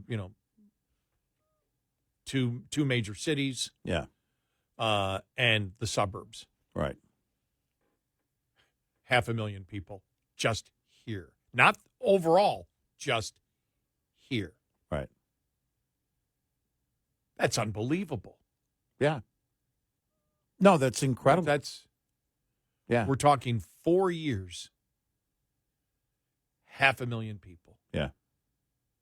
Over 500,000. And it's not slowing down. No, it's not. and that kind of growth, you cannot have the insane policy that the federal government's having. Because people have asked this question before. They go, but you guys are a Republican state. Nothing they could do to stop the federal government from the regulations that they had. And, yes, we had Republicans that also bought into the climate change thing. If Republicans buy into liberal ideas, it doesn't matter that their label is Republicans. It's a liberal idea. It doesn't work. Right. As we see here, that philosophy does not work. Now, we're getting hit quicker because of the massive population growth and the massive still industrial growth in the state of Texas that comes along with that kind of population growth. So California, which is losing population, New York, which is losing population, they don't need the same power that the state of Texas does because we're growing massively here. So we're going to be the first example. We are the first example to the rest of the world. And we're to a the United massive States. Energy producer. And yes, we're a massive energy producer. None of this should be a problem for us at all. That's how bad. You want to know how bad liberalism is? We just made the case right there. Yeah.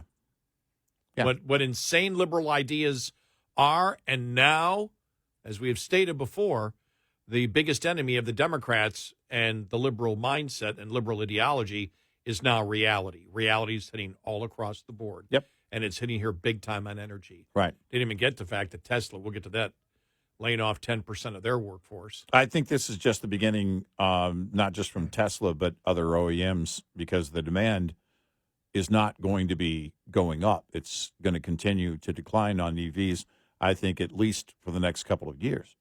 866-90 Red Eye. Coming up, more with Gary McNamara and Eric Harley. It's Red Eye Radio.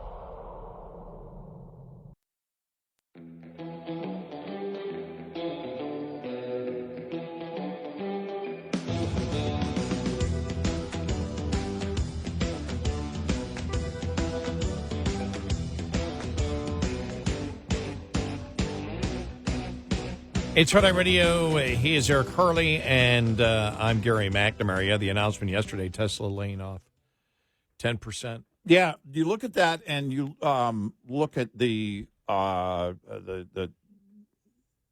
Ford Lightning-related layoffs, the EV-related layoffs early this year. It was January.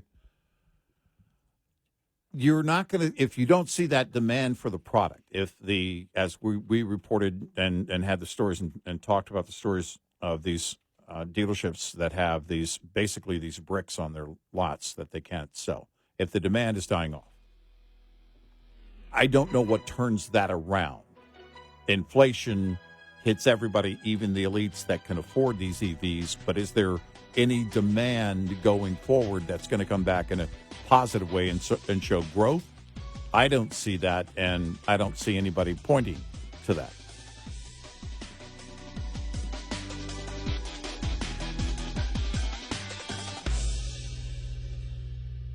This is Red Eye Radio on Westwood One.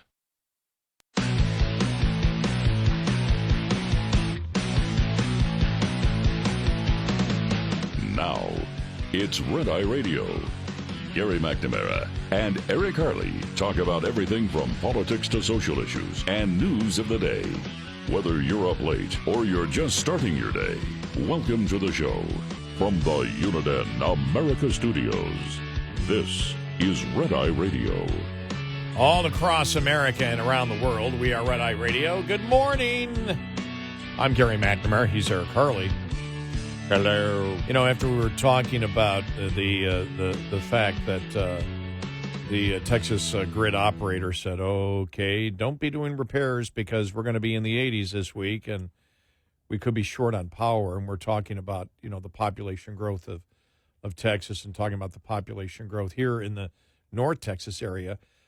When I looked at the figures, it was, it was 453,000 people moved here in 3 years. So if you extrapolate that out, that the same thing happened in the last year, it's over 600,000 people. 100,000 people in 4 years have moved into one metropolitan area. Think about that kind of growth. Yeah. And think about what you have to do to absorb, that kind of growth. What I thought was interesting is I then started looking at, and this came out about a month ago, and we had gone through it, but looking at the state GDPs. What states are, doing well. And Texas had 5% growth, which is huge, GDP growth. But I was looking, Axios did their whole thing on, Texas economy. And they had said that economists had projected a soft landing for Texas in 2023. But they said the Texas labor force grew at its fastest pace in decades last year and outpaced growth nationwide. And then, of course, it was like, well, probably slow down in 2024. I guess we will see. Did Axios tell us why it matters? Yes. They did. Why it matters. Economists had projected a soft landing for Texas in 2023, predicting it would avoid a major economic downturn, even if the national economy took a hit. Good, because I wouldn't have known why it mattered. And so I'm glad you asked because I had read that but did not know that. Every other source I go to, I just leave with one question. Yeah, why does this matter? I don't, unless you tell me, I won't know. Thank you, Axios. Why it matters. I know. But this is the thing that got to me right here. Construction in Texas remained robust in 2023, but overall sales of single-family homes declined amid high interest rates. Man, are we building apartments? Yeah. And this is what actually caught my eye. By the way, if our audience hears some hammering in the background, it's just expansion. And they're building over our heads. And builders are making smaller homes than before to reduce their construction costs and make sales. And this is where that's shrinkflation. It's yes. House shrinkflation. Cookie Monster used to live in a 2,500 square foot. What does Cookie Monster live in? Well, it's Oscar that lives in the garbage can, right? Well, and I had this discussion just the other day with some people. They went, "Wow, we never thought about that." Yeah, what? Yeah. And they, because we were talking about homes and the cost and people overextending themselves. Right. And I made up the point that we've made before many times before, that you look at our parents in the 50s and 60s, but especially post World War II, the homes that were built. I mean, you go into a new subdivision today, find a home that's under 2,000 square feet. Oh, it would be. Oh, are you downsizing? If you get anywhere near 2,000 square feet, it's like, oh, you're down. Is it just one of you? Is it just you? Yeah. No, my parents' first home they ever bought. For those listening in the San Antonio area, Rainbow Hills area, in fact, Adams Hill Drive. It's I want to say it was 1,400 square feet. The house I grew up in with 2 parents, 5 kids, 1,000 square feet. Yeah. We had 2 parents, 5 kids. That's why back then we played outside a lot. We couldn't fit in the house altogether. And we would ask our parents, "Hey, can we camp in the backyard?" Well, yeah. Anything to make room in here. And this is where, because we talk about, the fact that, the good old days. And one of my father's great quotes are, he goes, where were these good old days? Because he always said that. He goes, where were these good old days? Yeah. And it's like, well, the 50s boom. He goes, when, we got married, we wanted to have kids. So, right. We knew. And my mom had worked, even post-World War II. She had worked when she was single. Mm-hmm. She still went out and worked.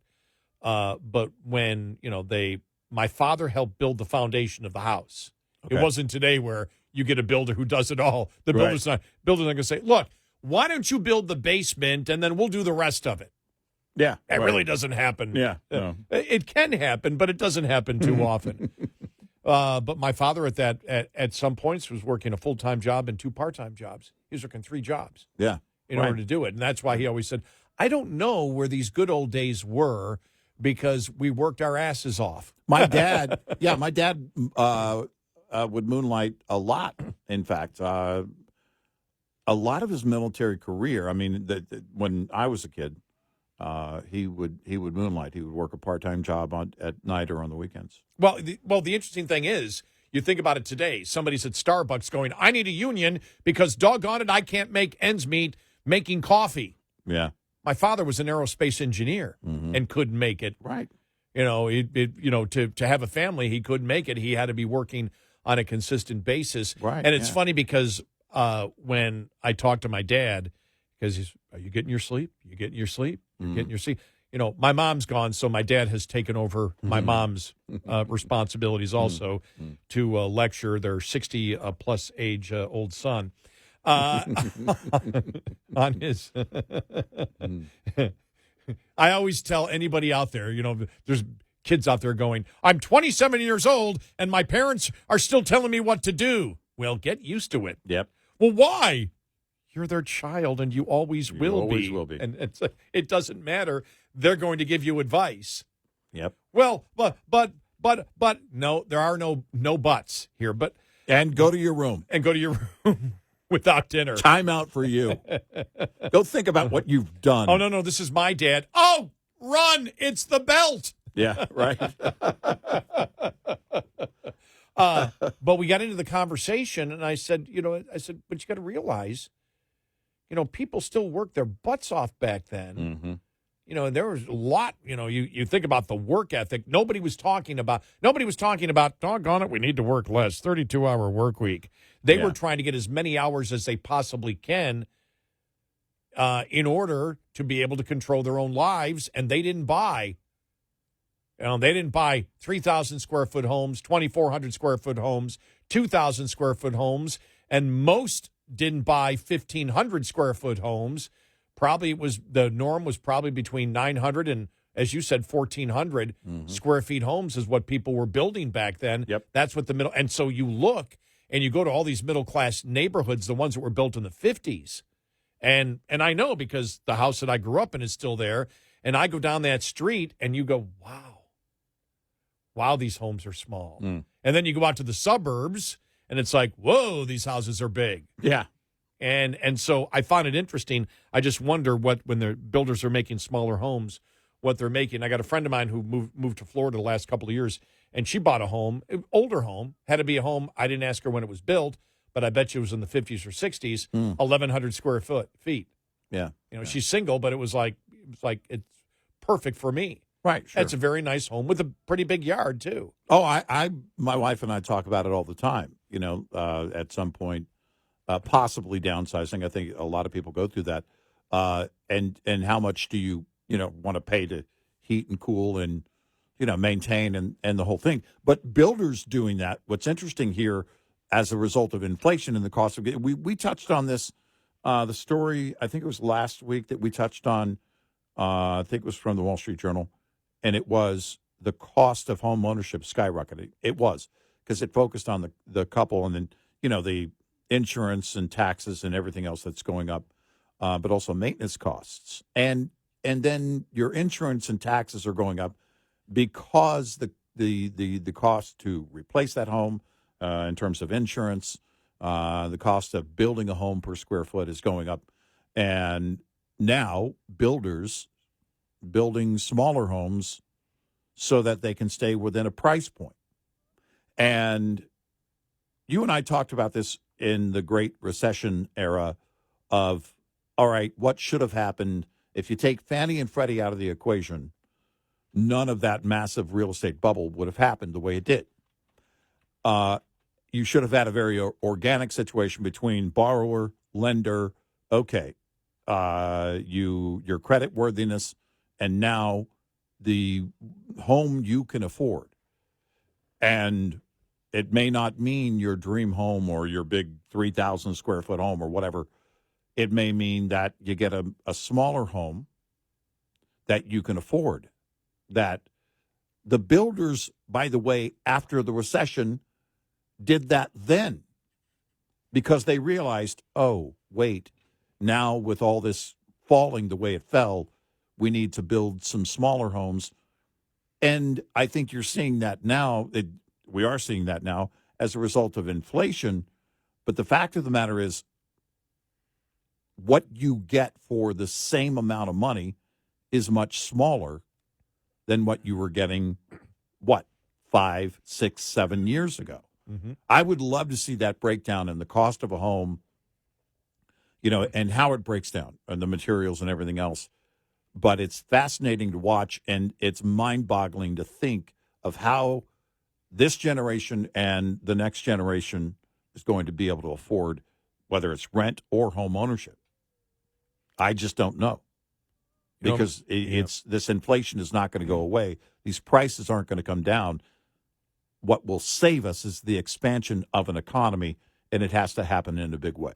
I was thinking that my parents moved out of that house in 1980 and then into the new house that my dad still lives in now. And I went back just for the heck of it to look at the 30-year fixed mortgage rates in 1980 and 1981. Are you ready for this? 1980, 13.74%. Wow. 1981, a 30-year fixed rate average. Now, these are averages. 81, 16.64%. The Volcker shock. Yeah. Paul Volcker, the Fed chairman. Yeah, exactly. They had to bring down inflation. That again, think about that. That when you look at it, and let me just go back here very quickly. Okay, we go back to. I want to go back to here. It is. Look at this here. Just show you how long inflation was going on. Ready for this? Here we go. All right. 1972, 30-year mortgage rates. 1972, 7.38%. 1973, 8.04%. 1974, 9.19%. 1975, 9.05%. 1976, 8.87%. 1977, 8.85%. 78, 9.48%. 79, 11.2%. 1980, 13.4%. 81, 16%. 16.64. 82, 16.04. 83, 13.24. 84, 13.88. It didn't get down, till we really started manipulating the mortgage market. It didn't get down to under 5% or under 6% until 2004. Wow. And then we've had manipulation of the mortgage market since then. Yeah. As you right. know. Yeah. As we know. And it's just wow. And of the Fed, the manipulation of the dollar. Right. With the Fed. Right. But so it got down to a low of 3.38% in 2020. Wow. The low there. But think about how high mortgage rates have been in the past. So people built smaller homes. You bought what you could afford. 866-90 Red Eye. Brought to you by Hot Shot Secret. Hi, I'm Jen Loomis, a transport safety expert at J.J. Keller, and I'm here to share a tip on roadside inspections. Once a roadside inspection is completed, the officer will close it out, which involves the officer writing or typing up the report. The more the officer found during the inspection, the longer this will take. If violations were discovered, most officers, as a courtesy, will explain the violations to the driver. If there were any out-of-service violations, the officer will normally explain what must be done to get the out-of-service order lifted. Drivers need to be very attentive during this part of the inspection. The driver also needs to read and understand the complete inspection report. After receiving the inspection report, the driver has 24 hours to get the roadside inspection report to the motor carrier. If the driver will not be returning to a company facility within the next 24 hours, the driver needs to know to get it on the way to you via email, mail, or fax within 24 hours. This tip was brought to you by J.J. Keller & Associates. Visit us at jjkeller.com. Lines open for your calls. 866-90-RED-EYE on Red Eye Radio.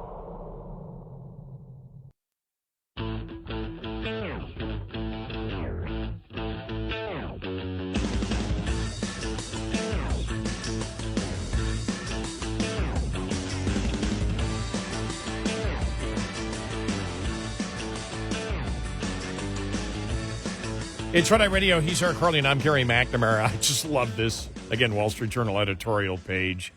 All I have to do is read the headlines. Biden hails, the Israeli air defense systems. Yeah. As we know, because of the assistance from the United States and everything else in technology. Goes, lessons of the Israeli missile defense. Biden hails what he once vehemently opposed. But the aerial threat is escalating. Just remember, have long memories. See what we've done, this air defense system over and our part in building that air defense system for Israel that you voted against over and over and over and over and over and over and over again. Right. Well, take a cue from Obama. Listen, the expansion of oil production happened under my watch. It's no small irony that President Biden is hailing the success of missile and drone defenses over Israel's. In the 1980s, there was no more dedicated foe of missile defense systems for the United States or anybody else than Senator Joe Biden.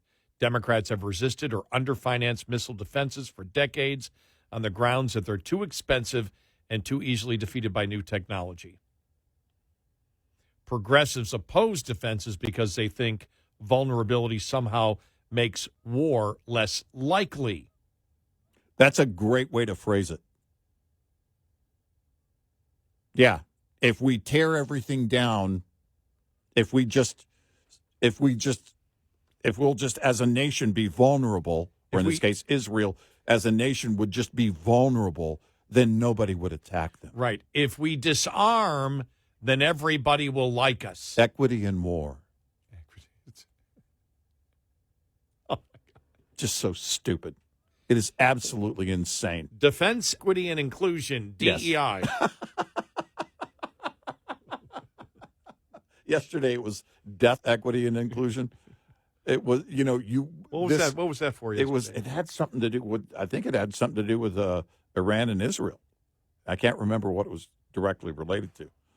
But it was now, you look at, again, the scenario. Here's Biden bragging about, look at that defense system. Look at that. Look at that. Look what we did. And the radicals in his party. Are you kidding me? Michael Moore's calling on reparations for Hamas. It is unreal right now. And I knew that by the time we get to convention this summer, it was going to be crazy. I still don't know that I even can comprehend how crazy it's going to be.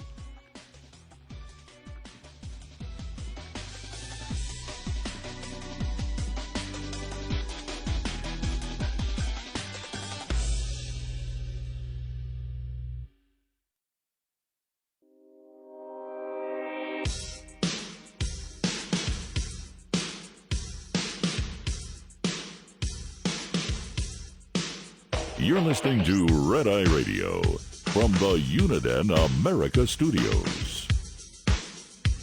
And he's Eric Harley, and I'm Gary McNamara. Just reading this article from CNBC, why car insurance costs are skyrocketing and leading to higher inflation. One of the great points is you get a little fender bender. Mm-hmm. You knocked out 2 cameras in this computer system that does blah, blah, blah, blah, blah. So the fender might have cost, hypothetically, $1,000, but to replace everything and all the electronical equipment is going to be $4,000. So again, all these things, the modern technology that you have, everything breaks down. Yep. Artificial intelligence will break down. Mm-hmm. Everything breaks down. Anything in a human endeavor breaks down. Come on.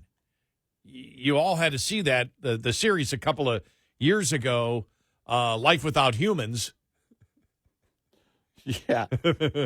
Why you would be interested in it. Yeah, I'll never forget watching one day and go, this is really interesting, but why would I care? There's no human beings around. Why do I care what happens after that point? Of course it's all going to decay. But they talk about why insurance costs are skyrocketing. And, you look at electric vehicles. I love the comic I saw the other day, which the repair guy saying to the, to the customer saying, "Look, we got you going. All you needed was a battery. That'll be $20,000, please." Yeah. Well, my wife needed a battery yesterday, and my nephew runs a automotive repair and maintenance place, and she took it there, and still, even with the little family discount, it was a lot more expensive than it used to be. And you get into that mode where you do sound, remember when car batteries were $5? And you're doing that, and they had to do diagnostics because it wasn't in her car. It wasn't, okay, it's hard to start, hard to turn over. In that case, it's you're not turning anything over. You're pushing a button. So it wouldn't start. It was hesitant. And then she sent me a message, and I said, well, there's a warning, right, on the computer display on her car. There's a chassis warning. The chassis? Somebody steal our chassis? What happened to the chassis? Chassis warning. What a chassis warning? What? And so it has to do with, the collision avoidance systems and everything else that are in the modern cars. And so they categorize that, or at least in this case, this OEM, the chassis warning comes on. Well, the first thing you look at is your battery. And so, thank goodness, it was only, the price that it was. And I thought to myself, but still, man, that's expensive for a battery. Now you look at the EVs and the fact that, all right, you have a fender bender, what looks like it could be a fender bender and repairable. Well, wait a minute, did you damage the battery to the point that the battery needs to be replaced? And that becomes expensive. But it's enormously expensive right now. My oldest granddaughter hydroplaned and had some damage to the front of her car. It's a 2013. And the part that we had to replace was the bumper cover, which is plastic. That's all it is. Plastic. Unbelievable for the repair on something like that. And, back in our day, you look at it and go, okay, we could probably do a little bit of work on this or, whatever. But everything is much more expensive. And we didn't even get into having to repair any of her electronics or anything like that because it wasn't necessary. But these days, skyrocketing in terms of everything that's involved in any modern car, the cost of repairing even the smallest part. You and I have often joked and said, can we just buy a regular vehicle with nothing in it? Right, exactly. Can we buy the kind of car we bought in the 70s? Right. Just that, and then because it has, and I'm throwing this out hypothetically, it has 50% fewer electrical and mechanical parts, which means 50% less that you have to repair in the future. And I'm telling you, I have one family member, and still to this day, and this is somebody who has a considerable amount of money, and he will drive the basic pickup truck, work truck, not even extended cab, and he will buy, and he'll get the rubber floor, roll down windows, not electric windows. And he says, because the more you get into the replacement of everything electronic, and he's been this way for years, and I'm wondering how much longer you're going to be able to find those vehicles. I mean, if you're not buying used.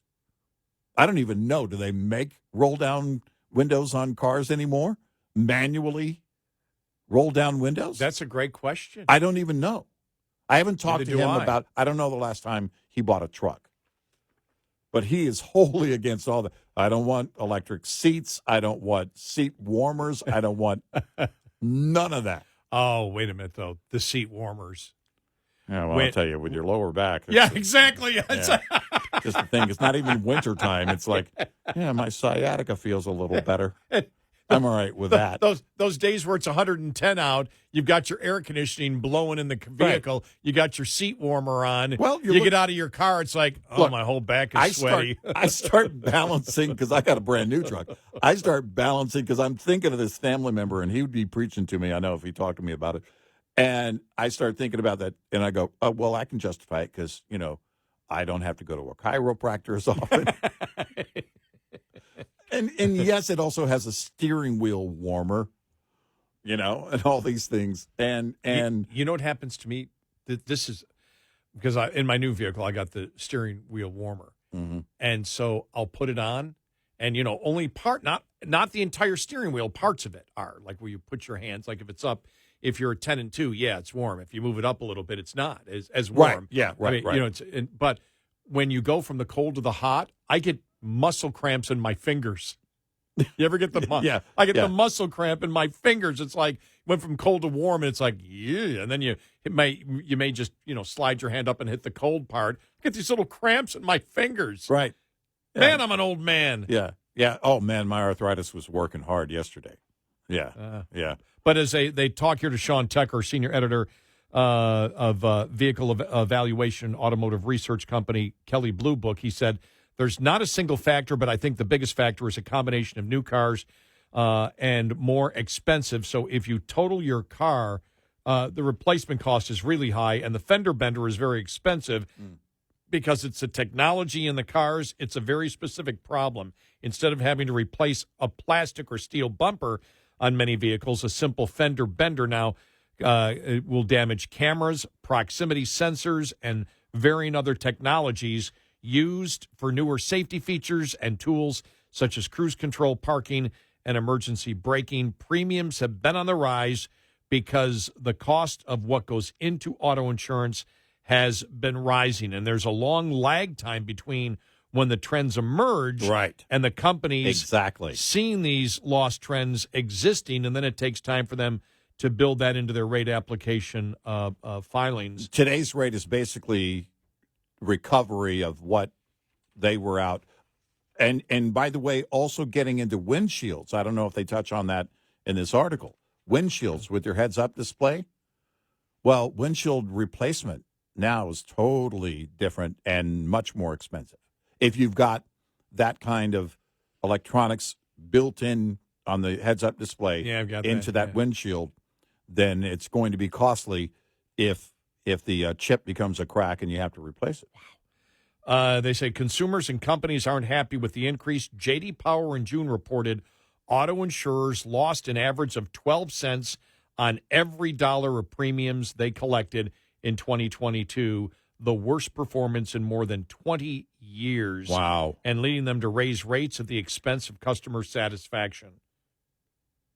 Wow. 12 cents on every dollar. Yep. Wow. That's a losing game all day. Well, I mean, Biden probably say, look, they need if the customer is going to lose money, the company needs to lose money. Yeah, right. Otherwise, they're greedy. Yeah. If they raise their cost. Well, I mean, because this is a who charity else is kind of thing. Think about it. Who else is covering this? Who else is actually talking? We all go through it. Everybody's going through the same thing. It also has to do with credit ratings. And you may not like it, but your credit score determines what your rate's going to be. And, there are ways to mitigate that. Like, okay, I'll pay my full 6 months in advance, at once, which a lot of people can't afford to do. I had one insurance company over the last couple of years that actually allowed me to pay a full year. Discount?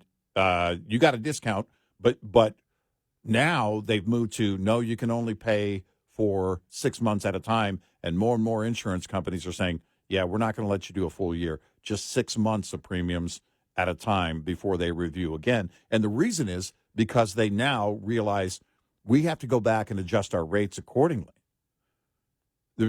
Our losses that we're trying to recover here, we can't wait a full year and give this person or these people one rate at that year. Even if they're paying in advance, we still have a loss overall. So when I buy my new car in 2025, before the government puts in all that stuff to monitor your eyes and everything. Yeah. Remember, that's all got to be repaired too. Oh, yeah. I think I can beat the system if I buy that new car and keep it in my garage and don't ever use it. Right. Don't drive it. Don't drive it. Yeah. And then I'll put one of the things in the vehicle. What do they call it? The things for the insurance companies.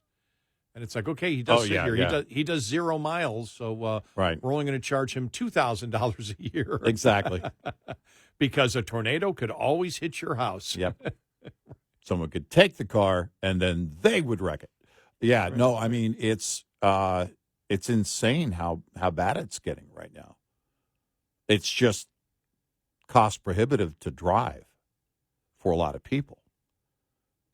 Which then you get into all right, now let's reverse it and go back in time and find the best used vehicle we can get. I was laying in bed. It was on the weekend, and I could hear, somebody must have been racing near me. Mm-hmm. The tires were squealing and everything else. Mm-hmm. And my first thought is not how irresponsible these people are to be doing that kind of thing and endangering other people's lives. The first thought that entered my mind that night when I'm laying in bed, and it was like, 1 in the morning, 2 in the morning when they were doing this, I'm like, these must be really rich people who can do that to their vehicles. Yeah. Yeah. I mean, burn through tires, literally. Burn through tires. I mean, it's like... Waste that gas. Even when I take corners, it's like, I got to be careful with the suspension, Oh, no, I'm checking every trip. When I go to turn my truck off, it'll tell me, all right, here's how far you went from the time you started your truck to the time now that you're shutting down, and here's your mileage. And I'm going, I got to get better at that, man. I got to get, why was I going so fast? I was doing 33 and a 35. I could do 30. I could do 25. I could coast a little more. I mean, it's one of those things where I look at it and, you're just trying to, and I'm trying to make this truck last like every vehicle. Okay, this one, I'll make it last 30 years. Yeah, no, you won't. Well, my birthday in my old vehicle coming up in May. 21 years old. Yeah. Guy in my neighborhood has my old truck. My old 04. Yeah. I had to get it's funny because now when you have that vehicle that's old, well, it's got to be an aftermarket. Well, I know that. Yeah. Like, well, no, I mean, I have a family member who's very familiar. He's very knowledgeable about vehicles. And so he's helping to guide my granddaughters who are buying vehicles now, the oldest ones. And he's like, okay, these are the kind of vehicles where the parts are available. They're cheaper to fix.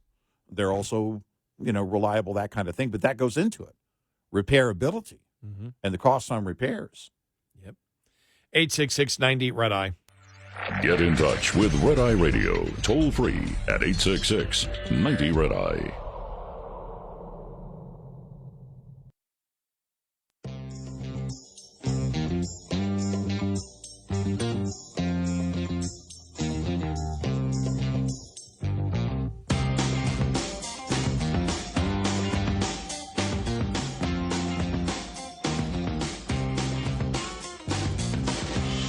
It's Red Eye Radio. He's Eric Harley, and I'm Gary McNamara. I can't even pronounce my own name. I swear I didn't get a beer out of the refrigerator. The beer's still in there. It's still in there. I saw that earlier. I went to get my soda, and it's still there. Do we get beer squatter rights, since that seems to be a big thing here? Possession is like 19/10 of the law. All right, well. That's what I understand. Refrigerator squatter rights. Yeah. Exactly. Well, that's become such a huge story. The whole squatter thing. It's interesting because some of the media, I think the New York Post to some extent is guilty of, or maybe just some people on social media are guilty of calling it a squatter situation when legally it isn't, just, I guess, for the clicks.